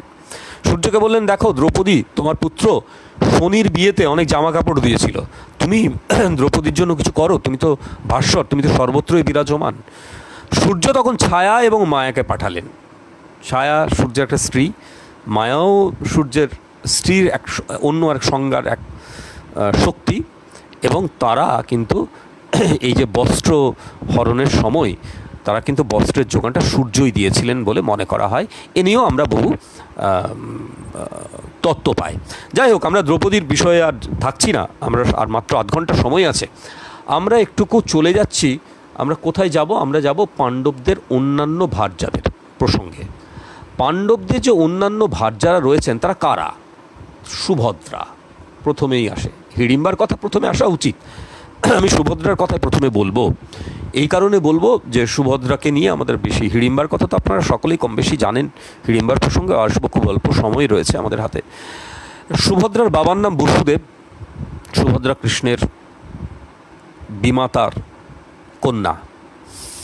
সুভদ্রার জননীর নাম রোহিণী, বলরাম তার সহোদর। বলরাম সুভদ্রার জ্যেষ্ঠ ভ্রাতা। সুভদ্রা ভীষণ সুন্দরী ছিলেন। অর্জুন তো আমরা আগেই বলেছি যে যখন যুধিষ্ঠিরের শয়ন মন্দিরে প্রবেশ করলেন অস্ত্র নেওয়ার জন্য, সেই সময় নিয়ম অনুযায়ী 12 বছরের মেয়াদে গৃহত্যাগ করলেন অর্জুন। এই সময় ব্রহ্মচার্য পালন করাটা উচিত ছিল, অরণ্যবাসের কথা ছিল, কিন্তু অর্জুন সেগুলো পালন করেননি। নানা দেশ ভ্রমণের পরে প্রভাসচিত্তে উপস্থিত হলেন। কৃষ্ণ তার সঙ্গে দেখা করতে গিয়েছেন। অর্জুনকে সঙ্গে নিয়ে কৃষ্ণ এলেন রৈবতক পর্বতে, সেখানে বাস করতে এলেন। কয়েকদিন পরে বৃষ্ণি আর অন্ধক বংশীয়দের একটি বিশেষ উৎসবে রৈবতক মুখরিত হয়ে উঠল। সুভদ্রা সেই উৎসবে যোগ দিয়েছেন। তাকে দেখে অর্জুন মুগ্ধ হয়ে পড়লেন। ছোটবেলায় দেখেছিলেন, তখন বালিকা ছিল, মামাতো বোন। কৃষ্ণ অর্জুনের মনোভাব বুঝতে পারলেন। কৃষ্ণের পরিহাসে অর্জুন তার বাসনা গোপন করতে পারলেন না। অর্জুন সুভদ্রাকে পাবার উপায় জিজ্ঞাসা করলে কৃষ্ণ বললেন যে স্বয়ম্বর সভা আহ্বান করলে কি হবে বলা যায় না, বীর ক্ষত্রিয়দের পক্ষে বলপূর্বক হরণ করাই শ্রেষ্ঠ। তুমি ওকে বলপূর্বক হরণ করে নিয়ে যাও, বোনকে বলপূর্বক হরণ করো। তো যুধিষ্ঠিরের অনুমতি নেওয়ার জন্য ইন্দ্রপ্রস্থে লোক পাঠালেন অর্জুন। যুধিষ্ঠির অনুমতি দিলেন। কৃষ্ণের রথ নিয়ে অর্জুন মৃগয়ার ছলে রৈবতকের আশপাশে ঘুরছেন। সুভদ্রা তখন পুজো দিয়ে দ্বারকায় যাত্রা করেছেন। পথে অর্জুন তাকে বলপূর্বক রথে তুলে ইন্দ্রপ্রস্থ থেকে যাত্রা করেন। তখন দ্বারকাতেই খবর পৌঁছনো মাত্র রণভেরি বেজে উঠল। কৃষ্ণ চুপ করে আছেন। অর্জুনের এই আচরণ বৃষ্ণি এবং অন্ধক বংশীয়দের পক্ষে খুবই অপমানজনক হলো এবং সকলেই প্রায় ক্ষেপে উঠেছেন, বিশেষ করে বলরাম। কারণ বলরামের ইচ্ছে ছিল সুভদ্রার সঙ্গে দুর্যোধনের বিয়ে দেবেন। যাই হোক, ভোজ বৃষ্ণি অন্ধকদের সঙ্গে এলে অর্জুনকে সঙ্গে নিয়ে তিনি অর্জুনকে আক্রমণ করবেন এরকম মনস্থির করলেন। কৃষ্ণ বলরামকে বোঝালেন। এরকম সময় কৃষ্ণই বলরামকে সাধারণত বুঝিয়ে থাকেন। আমরা এর আগেও দেখেছি যে যখন দুর্যোধনের মৃত্যু হয়, ভীম যখন অন্যায় যুদ্ধে দুর্যোধনকে গদা যুদ্ধে পরাস্ত করেন এবং তার উরুভঙ্গ করেন, তখনও বলরাম লাঙল তুলে ভীমের দিকে এগিয়ে গিয়েছিলেন তাকে হত্যা করবেন বলে। তখনও কৃষ্ণ বলরামকে বুঝিয়ে সুঝিয়ে নিরস্ত করেন। যাই হোক, তারপরে সুভদ্রার সঙ্গে অর্জুনকে দ্বারকায় ফিরিয়ে আনলেন সবাই মিলে। বিবাহ উৎসব হলো। সুভদ্রা মামাতো বোন ছিল, ভার্যা হলো। প্রায় 1 বছর তারা কাটালেন দ্বারকায়। তারপরে ইন্দ্রপ্রস্থে নিয়ে গেলেন। লাল শাড়ি পরে অর্জুন গোপবালিকার বেশে সুভদ্রাকে অন্তঃপুরে পাঠালেন। দ্রৌপদীর ভয় পাচ্ছিলেন, দ্রৌপদী কী ভাববেন। অর্জুন সুভদ্রাকে কিন্তু অনেক পরিচ্ছদ বা বহুমূল্য অলংকার ইত্যাদি কিছু দেননি। সুভদ্রা প্রথমে কুন্তিকে প্রণাম করলেন, তারপরে তার আশীর্বাদ ভিক্ষা করলেন, তারপর দ্রৌপদীকে প্রণাম করলেন, বললেন আমি তোমার পরিচারিকা। তখন দ্রৌপদী সুভদ্রাকে আলিঙ্গন করে বললেন যে তোমার পতি অর্জুন তিনি শত্রুহীন হন। তো সুভদ্রা খুব বুদ্ধিমতী ছিলেন বোঝা যাচ্ছে। বলরাম এবং কৃষ্ণ ইন্দ্রপ্রস্থে উপস্থিত হয়ে অর্জুনকে প্রচুর যৌতুক টৌতুক ইত্যাদি দিলেন, সম্মানিত করলেন। সুভদ্রার একটা পুত্র কথা আমরা জানি, অভিমন্যু। সুভদ্রা দ্রৌপদীর একান্ত অনুগতা ছিলেন। দ্রৌপদীও তাকে বিশেষ প্রীতির চোখে দেখতেন। কিন্তু পরবর্তী সময় দ্রৌপদীর সঙ্গে সুভদ্রার একটা ভেতরে ভেতরে কোথাও একটা দখলদারির বিষয়ে কিন্তু একটা প্রতিযোগিতা চলতো এবং ধীরে ধীরে সুভদ্রা আস্তে আস্তে তো সব কিছু দখলই করে নিলেন এবং সেক্ষেত্রে সহায়ক হিসেবে দ্রৌপদীর পঞ্চপুত্রের নিধনও একটা বড় বিষয়। পঞ্চপুত্রের নিধন কিন্তু যেহেতু অশ্বত্থামা এরকম পাণ্ডব শিবিরে হানা দেবে এই ব্যাপারটা জানতো অনেকেই, কিন্তু তারা পাণ্ডবদের সরিয়ে নিলেও উপপাণ্ডবদের সরিয়ে নেননি, সেটা একটা খুব বড় বিষয়। তো মহাযুদ্ধ যখন চলছে তখন সেই সময় সুভদ্রা উত্তরা কুরুক্ষেত্রের শিবিরে অবস্থান করছিলেন আর কি। অভিমন্যু নিধনের পরে অর্জুন কৃষ্ণকে বলছেন যে তুমি বধূ উত্তরা ও তোমার ভগিনী সুভদ্রাকে আশ্বস্ত করো। কৃষ্ণ অর্জুনের শিবিরে এলেন এবং যথারীতি সুভদ্রাকে সান্ত্বনা দিচ্ছেন। দ্রৌপদী এবং উত্তরাও সেখানে ছিলেন। তো উপপ্লব নগরে তার আগে ছিলেন, তার আগে না, তার পরে চলে গিয়েছিলেন। সুভদ্রার পুত্রের পুত্র অর্থাৎ পৌত্র পরীক্ষিত অশ্বত্থামার অস্ত্রে প্রাণহীন অবস্থায় ভূমিষ্ঠ হয়েছিলেন এবং কৃষ্ণ তাকে বাঁচান, আমরা সে কথা সকলেই জানি। ভীষণ সুন্দরী ছিলেন সুভদ্রা। প্রৌঢ় বয়সেও তার চেহারার দিকে চোখ ফেরানো যায় না। কাঁচা সোনার মতো তার দেহের বর্ণ, চন্দ্রের লাবণ্য তার দেহকে আচ্ছাদন করে থাকত। সুভদ্রা দ্রৌপদীর সঙ্গে শাশুড়িকে দেখবেন বলে একবার বনে গিয়েছিলেন এবং তার যে ব্যাসদেবের কৃপায় তিনি পরলোকগত পুত্র অভিমন্যুকে দর্শন করেছিলেন। 35 বছর পরে মহাপ্রস্থানে যখন গেলেন পঞ্চপাণ্ডব এবং দ্রৌপদী, তখন পরীক্ষিতকে হস্তিনার সিংহাসনে বসানো হয়, আর যদুবংশের বজ্রকে ইন্দ্রপ্রস্থের সিংহাসনে অভিষিক্ত করা হয়। যুধিষ্ঠির সুভদ্রার হাতে সবাইকে সঁপে দিয়ে বলেছিলেন, সুভদ্রা, তুমি এদের রক্ষা করো, তোমার চিত্ত যেন অধর্ম পথে না যায়। এর বেশি আর সুভদ্রা সম্পর্কে আমরা কিছু জানতে পারি না। আমরা অন্যান্য যে পাণ্ডব ভার্যা তাদের কথা, কৌরব ভার্যাদের কথাও সামান্য বলবো। যুধিষ্ঠিরের দ্রৌপদী ছাড়াও আর একজন ভার্যা ছিলেন, আরেকজন স্ত্রী ছিলেন, তার নাম দেবিকা। আমরা ইতিপূর্বে জেনেছি বিদুরের স্ত্রীর নামও দেবিকা ছিল। যুধিষ্ঠিরের ভার্যার নাম দেবিকা। দেবিকা কে ছিলেন? দেবিকা ছিলেন গোবাসন শৈবের কন্যা। স্বয়ম্বর সভায় তিনি যুধিষ্ঠিরকে বরণ করেছিলেন। দেবিকার এবং যুধিষ্ঠিরের একটি পুত্র ছিল, তার নাম যৌধেয়। কুরুক্ষেত্রের যুদ্ধে তিনি অশ্বত্থামার হাতে নিহত হন। দেবিকা সম্পর্কে খুব বেশি কিছু জানা যায় না। হিড়িম্বা পাণ্ডবানীদের মধ্যে সর্বজ্যেষ্ঠা, ভীমের ভার্যা। ভীমের রূপে ও বীরত্বে মুগ্ধ হয়ে এই কন্যাটি তাকে কামনা করেছিলেন। মা ও জ্যেষ্ঠ ভ্রাতার কুন্তী এবং যুধিষ্ঠিরের অনুমতি নিয়ে ভীম হিড়িম্বার প্রার্থনা পূর্ণ করেছিলেন। হিড়িম্বার ছেলের নাম ঘটোৎকচ। ঘটোৎকচ মহাযুদ্ধে কর্ণের মহাবীর ছিলেন। অর্জুনের জন্য যে অস্ত্রটি সংরক্ষিত ছিল সে অস্ত্র দিয়ে ঘটোৎকচকে বধ করেন কর্ণ। হিড়িম্বার সঙ্গে ভীমের বিবাহের বিষয়টি বেশ অদ্ভুত। আমরা হিড়িম্বাকে রাক্ষসী বলে জানি। হিড়িম্বা অসামান্য রূপবতী ছিলেন। আমরা এটাও জানি যে রাক্ষসী বললে আমাদের মনে একটা কুৎসিত রূপ ভেসে, এটা তা নয়। কারণ আমরা সবাই জানি রাবণের স্ত্রী মন্দোদরী, তিনিও রাক্ষসী, তিনি অপূর্বা ছিলেন, সুন্দরী ছিলেন। আমরা তাড়কা রাক্ষসীর কথা জানি। তার চেহারার দিকে কোনো মানুষ, পুরুষ স্ত্রী কোনো মানুষই তাকালে আর চোখ ফেরাতে পারতেন না। এই হিড়িম্বার বাবা এবং মা সম্পর্কে যদি আমরা জানি তাহলে বুঝবো যে হিড়িম্বার বংশটা কেমন। হিড়িম্বার মা একজন রাক্ষসের স্ত্রী ছিলেন, অত্যন্ত সুশীলা ছিলেন সেই রমণী। তার স্বামী মারা যাওয়ার পরে এই সুশীলা রমণী তিনি একজন তপস্বীর কাছে থাকতেন। সেই ব্রাহ্মণ তপস্বীর ঔরসে ওই সুশীলা রমণীর গর্ভে হিড়িম্বা জন্মগ্রহণ করেন। হিড়িম্বা যখন ভীমকে দেখলেন এবং ভীমও যখন হিড়িম্বাকে দেখলেন, তখন ভীম ভেবেছিলেন যে এ মায়া, মানে এত সুন্দরী রাক্ষসী হতে পারে না। কিন্তু সত্যি সত্যিই অপূর্ব সুন্দরী ছিলেন ঘটোৎকচ, এবং ভীমও দেখতে খুবই সুন্দর ছিলেন। তপ্ত কাঞ্চন বর্ণ তার দেহের রং। তিনি তার ভীষণ লম্বা, অর্জুনের মাথার উপরে প্রায় 6 ইঞ্চি লম্বা ছিলেন ভীম। অর্জুন ভীষণ কালো ছিলেন। অর্জুনের চেহারা আমরা যেরকমভাবে দেখি, তিনি বীর ছিলেন নিঃসন্দেহে, কিন্তু অর্জুনের চেহারা দারুণ একটা কিছু ছিল না। অর্জুন কৃষ্ণবর্ণের ছিলেন এবং অর্জুনের উরুদেশের নিচে অদ্ভুত স্থূল একটা মাংসপেশি ছিল, যেটাকে অশুভ লক্ষণ বলে মনে করা হতো। ভীম সে তুলনায় অত্যন্ত সুপুরুষ ছিলেন। সেই সুপুরুষকে দেখে হিড়িম্বা তাকে কামনা করেন। তখন যুধিষ্ঠির এবং কুন্তীর অনুমতি নিয়ে দিনের বেলায় হিড়িম্বার সঙ্গে ভীম মিলিত হতেন এবং রাত্রির বেলায় তিনি ফিরে আসতেন পাণ্ডবদের কাছে। তাদের মধ্যে তাদের সম্পর্কের ফলে ঘটোৎকচ নামের এক পুত্র জন্মায়, সে কথা আমরা সকলেই জানি, এবং ঘটোৎকচ কর্ণের দ্বারা নিহত হয়। বলন্ধরা কাশীরাজের দুহিতা ছিলেন এবং ভীমসেনের আরেক বউ বলন্ধরা। ভীম বলন্ধরাকে বীরত্ব দেখিয়ে জয় করেছিলেন, লাভ করেছিলেন। বলন্ধরা ভীমের বীর্যশুল্কা ছিলেন। বলন্ধরার পুত্রের নাম ছিল সর্বগ। তিনিও কুরুক্ষেত্রের মহাযুদ্ধে নিহত হন। আর এটা খুব ইন্টারেস্টিং, ভীমের আরেকজন স্ত্রী, তার নাম কালী। কালী ছিলেন মাদ্রির বোন, মাদ্রির আপন বোন।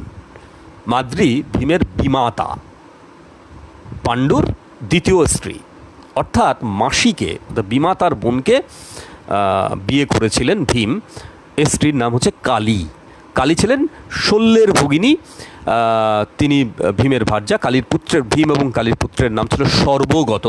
তিনিও কুরুক্ষেত্রের যুদ্ধে নিহত হন। কালী ভীষণ সুন্দরী ছিলেন।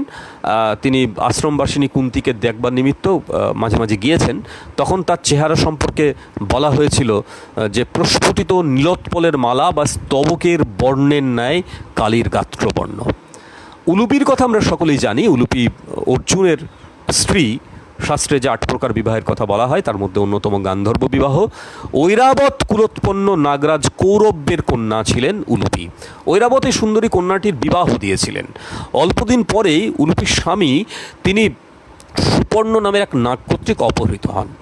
যুবতী উলুপি পাতালে গিয়ে পিত্রালয়ে বাস করছিলেন। প্রতিহীনা উলুপি নিতান্ত মনোদুঃখে কালযাপন করছেন।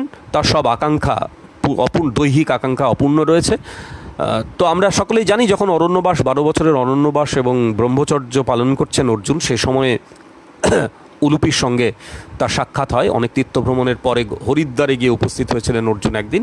সেখানে যখন গঙ্গায় স্নান করছেন হঠাৎ দেখলেন যে কামমোহিতা উলুপি তাকে জলের ভিতরে টানতে টানতে নিয়ে চলে যাচ্ছেন।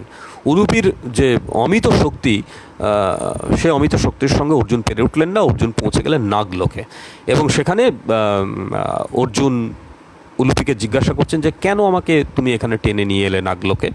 অর্জুন তখন তার উলুপি তখন তার পিতৃ পরিচয় দিয়ে বলছেন, হে মহাবাহু, তোমাকে স্নান করার সময় দেখে আমি এতটাই মোহিত হয়েছি যে তোমাকে আমি সঙ্গী হিসেবে, তোমাকে আমি পতি হিসাবে পেতে চাই। অর্জুন তখন তার প্রতিজ্ঞার কথা বললেন, ব্রহ্মচর্যের কথা বললেন। হে নাগকন্যা, তোমার বাসনা আমি পূরণ করতে পারবো না, কারণ আমি এখন ব্রহ্মচারী।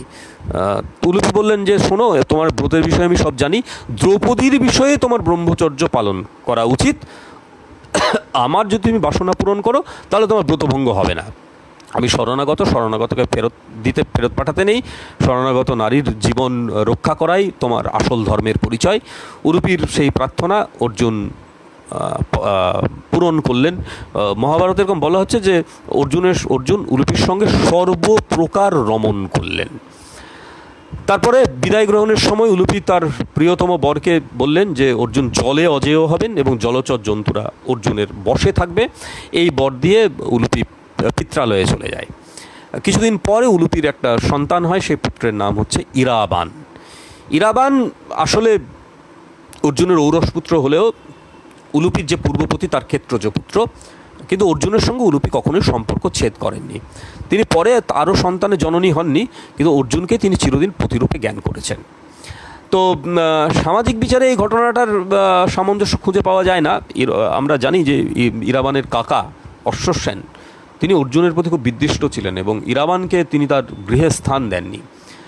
শক্তিশালী ইরাবান অর্জুনের ইন্দ্রলোকে অবস্থিতির পর সেখানে উপস্থিত থেকে অর্জুনের কাছে গিয়ে নিজের আত্মপরিচয় দিলেন। তখনও ইরাবানকে বলতে শোনা যায় যে আমি তোমার পুত্র ইরাবান। অর্জুন ইরাবানকে আলিঙ্গন করে বলেছিলেন যে কৌরবদের সঙ্গে আমাদের যুদ্ধ উপস্থিত হলে তুমি আমাদের সাহায্য করো। এই ইরাবান মহাযুদ্ধের 8ম দিবসে এক রাক্ষসের বাণে তার মস্তক দেহ থেকে আলাদা হয়ে যায়। যুধিষ্ঠিরের যে অশ্বমেধ যজ্ঞ, তখন অশ্বকে নিয়ে অর্জুন যাত্রা করেছেন। নানা দেশ জয় করে মণিপুরে উপস্থিত হলে তার পুত্র বব্রুভাউন ভক্তিভরে পিতাকে অভ্যর্থনা করেন। যুদ্ধকাম অর্জুন পুত্রের আচরণকে কাপুরুষের মতো মনে করে পুত্রকে ধিক্কার দিলেন।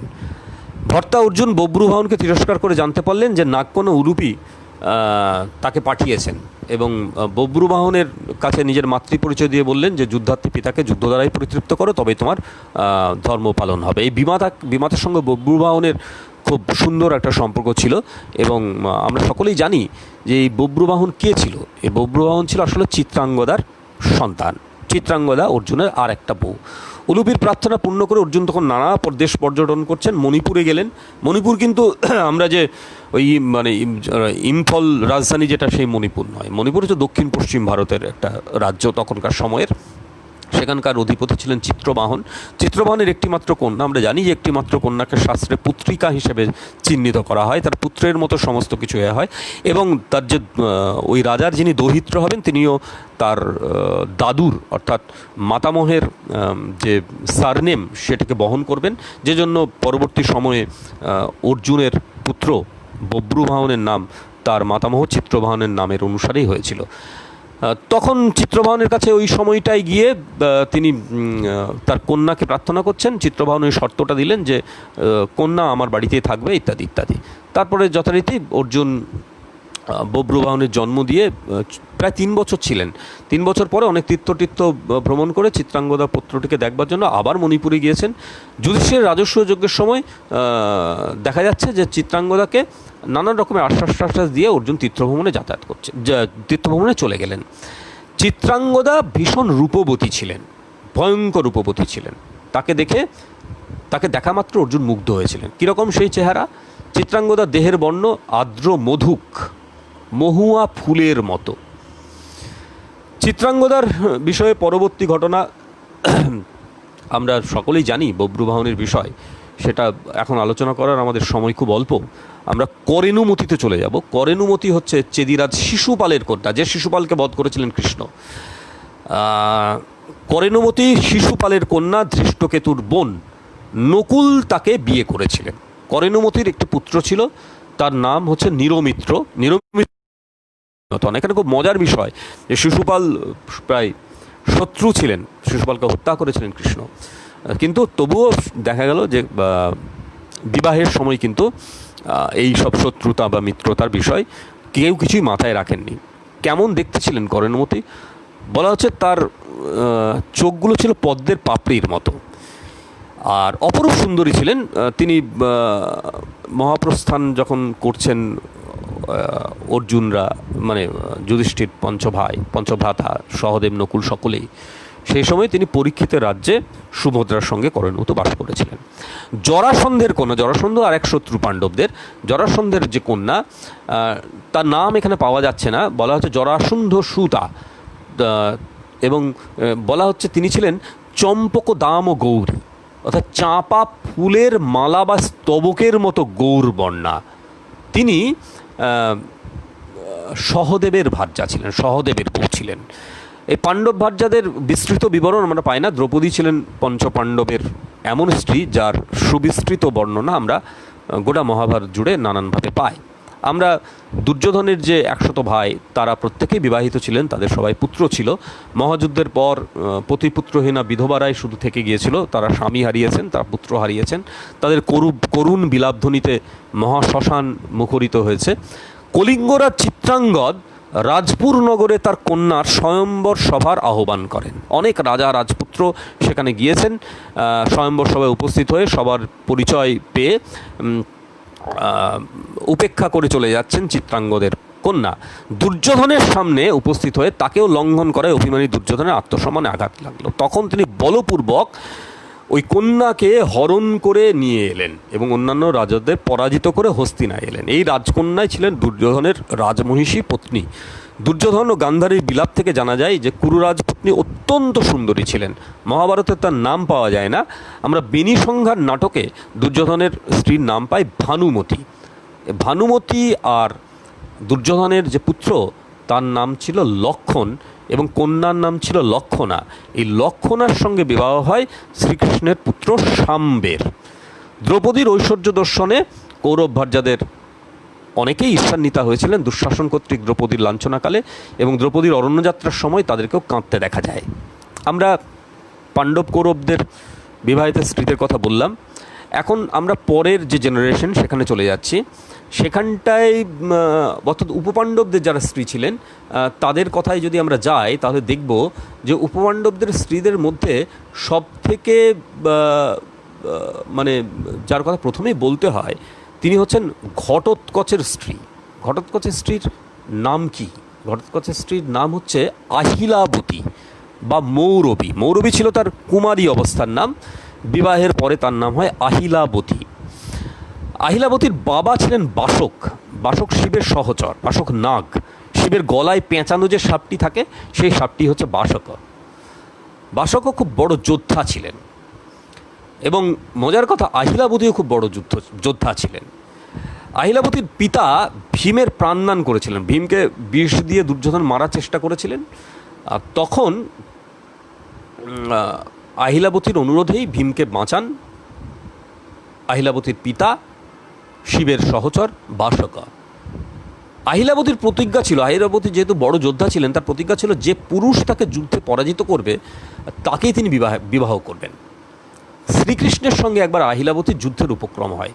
কৃষ্ণের ছাতা চুরির অপরাধে কৃষ্ণ নরকাসুরকে বধ করেন। তারপর আহিলাবতীর বাবাকে বধ করেন কৃষ্ণ। এতে আহিলাবতী প্রচণ্ড ক্রুদ্ধ হন এবং তিনি আক্রমণ করতে যান শ্রীকৃষ্ণ সত্যভামাকে।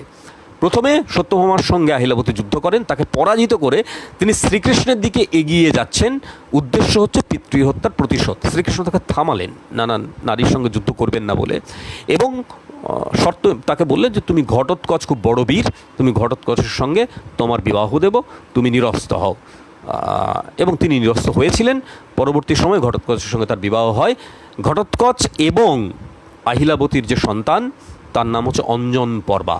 অঞ্জন পর্বা কুরুক্ষেত্রের যুদ্ধে প্রাণ বিসর্জন দেন। আমরা ছোট্ট একটা বিষয় বলে এই পর্ব শেষ করব। এই যে নারী, এই যে নারীরা, এই নারীরা তখন খুব সাজগোজ করতেন। এখন কেমন ছিল সেই সময়ের সাজগোজ, আমরা সেসব কথা সামান্য একটু বলবো, বলার পরেই এই পর্বটি আমরা শেষ করব। দ্রৌপদী বিবাহের সময় দেখা যাচ্ছে দ্রৌপদী যে বস্ত্র পরিধান করছেন বিবাহের সময় না, সেই বস্ত্রের নাম হচ্ছে ক্ষৌম বস্ত্র, অর্থাৎ পট্ট বস্ত্র। সেটা রং জানা যায় না। কিন্তু সুভদ্রা যখন বিবাহ করছেন সেইটা লাল রঙের বস্ত্র পরছেন, কিন্তু পট্ট বস্ত্র বা ক্ষৌম বস্ত্র পরছেন না, তিনি পরছেন কৌশেয় বস্ত্র। এবং বারবার দেখা যাচ্ছে দ্রৌপদীর থেকে সুভদ্রা অনেক বেশি শৌখিন ছিলেন। সুভদ্রার যে সাজগোজ সেটা দ্রৌপদীর থেকে অনেক অনেক মানে অন্য রকমের, অনেক বেশি রকমের। সুভদ্রা খুবই, এবং মজার কথা যে দ্রৌপদী এবং সুভদ্রা দুজনেই বন্যী শৌচ বস্ত্র পরতেন। বন্যী শৌচ বস্ত্র মানে এখনকার পরিভাষায় ইস্ত্রি করা জামা কাপড় পরতেন। দ্রৌপদী কী কী অলঙ্কার ব্যবহার করতেন? সুবর্ণমালা, সোনা ছিল তখন, কুণ্ডল, নিষ্ক, কেউর ইত্যাদি। তো এই যে নানান রকমের ব্যাপার স্যাপার সেই সময় ছিল আর কি। এখন দ্রৌপদীর দুই ভ্রুর মধ্যে আমরা একটা জিনিস দেখতে পাই, সেটা হচ্ছে একটা অদ্ভুত ধরনের সাইন দুটো ভ্রুর মাঝখানে উনি আঁকতেন, কৃত্রিম চিহ্ন। সেই কৃত্রিম চিহ্নটি কিন্তু তিনি লাল রঙের আঁকতেন। কেন আঁকতেন এই কৃত্রিম চিহ্নটি? এই কৃত্রিম চিহ্নটি ছিল একটা অদ্ভুত ধরনের প্রতীক। সেই প্রতীকটা ছিল, যেমন উনি দ্রৌপদী যেমন সবসময়ই নিজের চুলটা খোলা রাখতেন, তেমনি মনে করতেন এই দুই ভ্রুর মাঝখানে এই পিপ্পলি যদি আমি আঁকি সেটা শুভ লক্ষণ। এবং আমরা আগেই বলেছি যে তিনি সুবর্ণমালা পরিধান করতেন, কুণ্ডল পরিহার করতেন, নিষ্ক, কেউর, কম্বু ইত্যাদি অলঙ্কার। আর সেন্ট মাখতেন দ্রৌপদী এবং সুভদ্রা দুজনেই। সে সময় তুঙ্গ নামের এক ধরনের গন্ধদ্রব্য পাওয়া যেত। তুঙ্গ তৈরি হতো সাধারণত হলুদ এবং নারকোল দিয়ে। কেশ প্রসাধনে তাদের দারুণ একটা ভূমিকা ছিল। অগুরু ইত্যাদি করে তারা ওই চুল খুলে খাটের উপর শুয়ে থাকতেন, তারপরে নিচে ওই ধোঁয়া, সুগন্ধি ধোঁয়া দিয়ে তারা চুলে সেটাকে নিতেন। এবং দুজনেই কিন্তু তাল পাতায় কাজল তৈরি করে চোখে পড়তেন। আর একটা জিনিস হচ্ছে তারা ভেড়ার গায়ের ঘাম মাখতেন। ভেড়ার গায়ের ঘাম নাকি খুব প্রসাধনী হিসাবে খুব বিখ্যাত। এছাড়াও আমরা তেলের নানান রকমের ব্যবহার দেখতে পাই, খড়ির ব্যবহার দেখতে পাই, পাউডার তো তখন ছিল না। এছাড়াও আমরা দেখতে পাচ্ছি রাজহাঁসের চর্বি, গোলাপ জল, শামুকের নরম অংশ পুড়িয়ে এক ধরনের ফেস প্যাক তৈরি করতেন। এবং সেসবই তারা ব্যবহার করতেন। বনবাসের সময় দ্রৌপদী খুব একটা প্রসাধন করতেন না, কিন্তু যখন তিনি বিরাট রাজার রাজ্যে ছিলেন সৈরন্ধ্রী হিসাবে, বিউটিশিয়ান হিসাবে, তখন কিন্তু দ্রৌপদী তিনি বিরাট মহিষী সুদেষ্ণার জন্য নানান রকমের প্রসাধনী নিজেই তৈরি করতেন। এবং এই প্রসাধনীগুলি ছিল অনেকটাই তার মস্তিষ্ক উদ্ভূত, মস্তিষ্ক প্রসূত। দ্রৌপদীর সাজগোজের বর্ণনা আমরা মহাভারতের বিভিন্ন অংশে নানানভাবে পাচ্ছি। আমরা প্রশ্ন যদি পাই তাহলে প্রশ্ন নেব, আমাদের হাতে সামান্য একটু সময় আছে। শুভঙ্কর লিখেছেন, দর্শকদের প্রশ্নের ব্যাখ্যা 8:30 পর আরও কিছু সময় দিলে উপকৃত হই সকলেই। গীতিকা দাস বলছেন, অসাধারণ আলোচনা, এরকম একটি আলোচনা না শুনলে কত কিছুই অজানা থেকে যেত। ধন্যবাদ আপনাকে।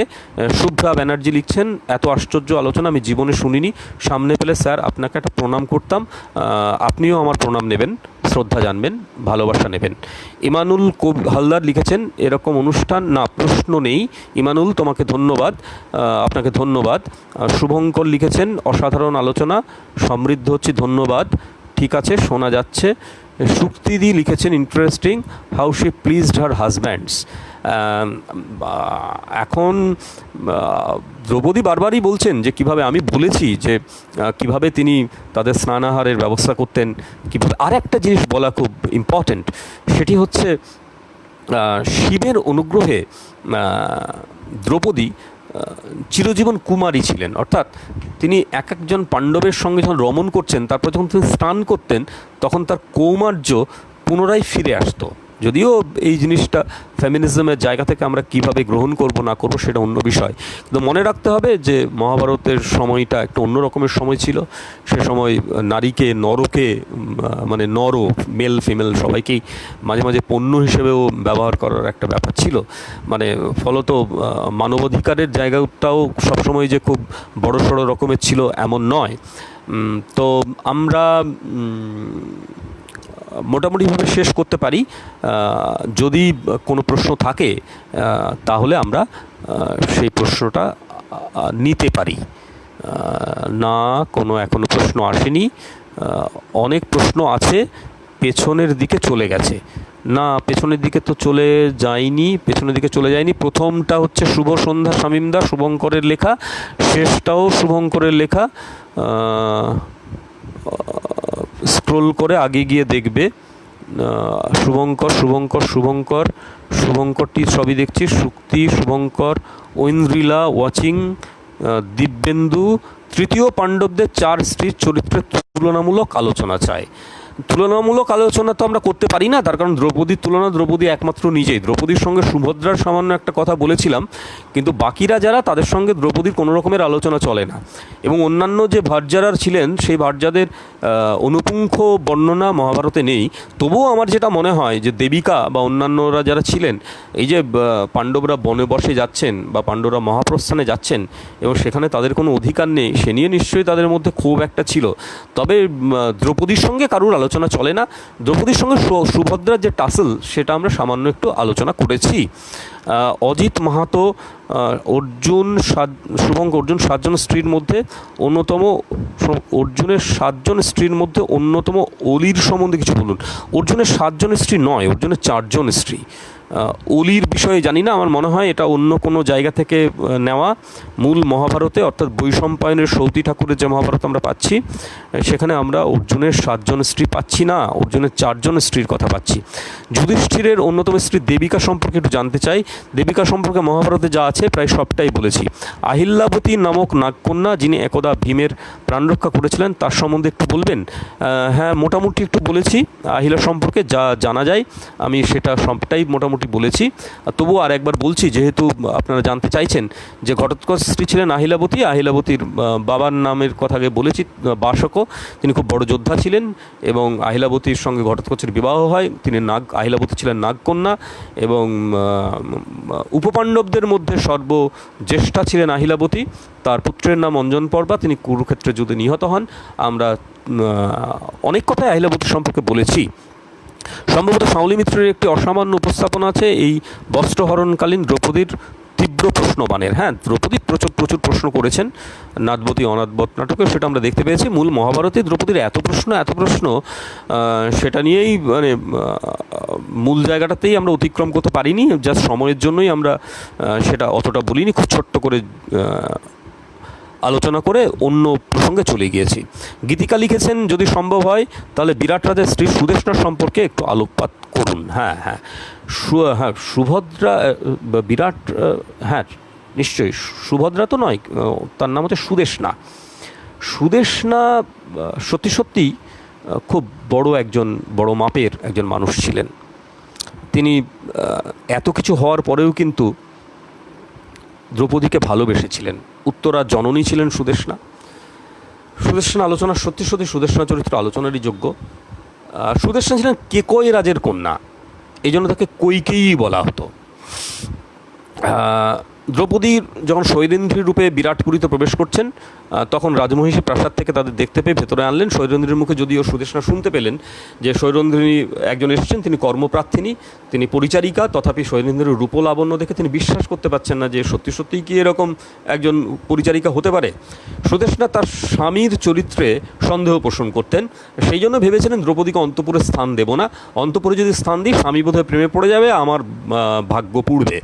কিন্তু পরবর্তী সময় দেখা গেছিল না, স্বামী নয়, তার ভ্রাতা কীচক দ্রৌপদীর প্রেমে পড়েছিলেন এবং কীচক অত্যন্ত জঘন্য চরিত্রে ছিলেন এবং কীচক বধের কথা আমরা বলেছি।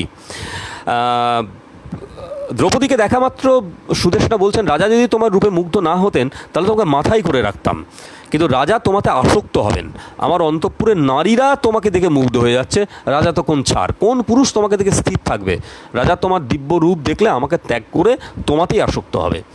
যাই হোক, তখন শৈলেন্দ্রী বলেছিলেন যে আমার যে গন্ধর্ব পতিরা রয়েছে তারা আমাকে সুরক্ষিত রাখবে, আপনি এসব নিয়ে ভাববেন না, আপনি আমাকে অন্তঃপুরে স্থান দিন। তারপরে আমরা কীচকের ঘটনা দেখলাম, কীচককে যে মারা হলো সেটাও দেখলাম। দ্রৌপদী সুদেষ্ণার উদ্বেগের কারণ হয়ে দাঁড়িয়েছেন সেটা ধীরে ধীরে কিন্তু সুদেষ্ণা বুঝতে পারছেন এবং তিনি কীচককে নানাবিধ পরামর্শ দিতেন। তো রাজসভায় কিন্তু সুদেষ্ণা এবং বিরাট রাজা কেউই কীচকের বিচার করেননি, যদিও দ্রৌপদীকে কীচক যে পরিমাণে লাঞ্ছনা করেছিলেন। এবং সুদেষ্ণাকে যখন দ্রৌপদী অভিযোগ করলেন তখন সুদেষ্ণা বলছেন যে তুমি কেন কাঁদছো, কেন তুমি, কে তোমাকে দুঃখ দিয়েছে, তুমি যদি বলো তো আমি দুর্বৃত্ত কীচককে বধ করাবো। কিন্তু এটা একটা কুটিল বিষয় ছিল, খুবই ভালোবাসতেন কীচককে সুদেষ্ণা। দ্রৌপদী তখন ভীমের কাছে গিয়ে এর অপমানের প্রতিকার চাইলেন, ভীম তখন তো একদম শেষ করে ফেললেন একে। তো শৈলেন্দ্রী রূপবতী, বল্লভ সুদর্শন পুরুষ, স্ত্রীলোকের মনোভাব বোঝা কঠিন, এই উভয়ই পরস্পরের যোগ্য। তখন কইকেয়ী মানে সুদেষ্ণা নারীদের এই কথা বলেছিলেন যে দেখো এ হচ্ছে এই বল্লভ নামক এই লোকটির বোধহয় এর সঙ্গে প্রণয় রয়েছে। এসব বলে কইকেয়ী সবাইকে শাসন টাসন করলেন যে তোমরা কেউ নজর দিও না দ্রৌপদীর দিকে, তাহলে এই বাহুবলী, এই যে ভীম, মানে ভীম তো নয় বল্লভ, এই যে বল্লভ এ অনুরক্তা এই শৈলেন্দ্রীর প্রতি, পরিচারকের প্রতি, এবং প্রচণ্ড শক্তিশালী, এ মানে নারী পুরুষ যে কেউ যদি দ্রৌপদীর প্রতি অনুরক্ত হয় হত্যা করে ফেলবে। তো সুদেষ্ণার চরিত্রটিকে দেখে আমরা বুঝতে পারি, যদি আমরা খুব অনুপুঙ্খ বিচার করি তাহলে দেখব যে তিনি ছিলেন খুব সন্দেহপ্রবণ, কিন্তু পাশাপাশি সুদেষ্ণার চরিত্রটা খুব আমার ভালোও লাগে। এই কারণেই ভালো লাগে যে কীচককে হত্যা করার পরেও কিন্তু যতই হোক ভাই তো, যতই দুর্বৃত্ত হোক না কেন, তারপরেও কিন্তু স্থান দিয়েছিলেন। কোথায় স্থান দিয়েছিলেন? বিরাট রাজ্যের অন্তঃপুরে। যে দেখো এই মহিলাটির জন্যই আমার ভাই মারা গেল, অথচ এই মহিলাটি কিন্তু তাড়াচ্ছেন না তিনি, এটাতে তার একটা মহত্বের পরিচয় পাওয়া যায়। আমরা উত্তরার কথাও বলেছি যে উত্তরা পরবর্তী সময়ে তার পুত্র পরীক্ষিত তার রাজত্বেই ছিলেন এবং খুবই উত্তরার চরিত্র প্রায় দ্রৌপদীর কাছাকাছি চরিত্র, যদিও দ্রৌপদীর মতো এত উত্থান পতন উত্তরার জীবনে নেই। উত্তরা খুবই অল্প বয়সে বিধবা হন এবং তিনি কিন্তু শক্ত হাতে তার পুত্রকে বড় করে তোলেন, পরীক্ষিতকে, এবং পরীক্ষিতের যে রাজত্ব সেখানেও উত্তরার খুব বড় ভূমিকা দেখা যায়। তিনি ছিলেন রাজমাতা, তো সেই রাজমাতার যে ভূমিকা সেটাও আমরা দেখতে পাই। যাই হোক, আর কি কোনো প্রশ্ন এসছে? আমাদের সময় প্রায় শেষ, আমরা সেই সময়ের মধ্যেই শেষ করব। 8:30 বেজে গিয়েছে। দর্শকদের প্রশ্ন না না না নেই, আর কোনো প্রশ্ন আমার মনে হচ্ছে নেই। রোদ্রং পাবলিকেশনের পক্ষ থেকে শুভঙ্কর ধন্যবাদ জানিয়েছে, কৃতজ্ঞতা জানিয়েছে। নিশ্চয়ই আমরা আগামীতেও অন্যান্য আলোচনায় আসব। শুভঙ্করকে ধন্যবাদ জানাই, কৃতজ্ঞতা জানাই রোদ্রং পাবলিকেশনকে, এবং শুভঙ্কর ও অন্যান্য সহযোদ্ধাদের আমার সেলাম রইল, ভালোবাসা রইল। যারা এতক্ষণ দেখছিলেন, এত প্রায় 1.5 ঘন্টা যারা আমার এই বকবক শুনলেন। আজকে আমার শরীরটা খুব একটা ভালো নেই, একটু ঠান্ডা লেগেছে ইত্যাদির জন্য আমি খুব একটা ফর্মেও ছিলাম না, সেই জন্য বোধহয় একটু আস্তে আস্তে বলেছি, সেই জন্য সময়টা একটু বেশি লেগে গিয়েছে। যাই হোক, মোটামুটি যদি আপনাদের কোনো থাকে আলোচনার, আপনার রোদ্রঙের যে অফিসিয়াল পেজ সেখানে বলবেন, আমরা মহাভারতের নানান দিক নিয়ে আলোচনা করতে পারি ভবিষ্যতে। আপনাদের সবাইকে ধন্যবাদ, ভালো থাকবেন সকলে, শুভরাত্রি, নমস্কার।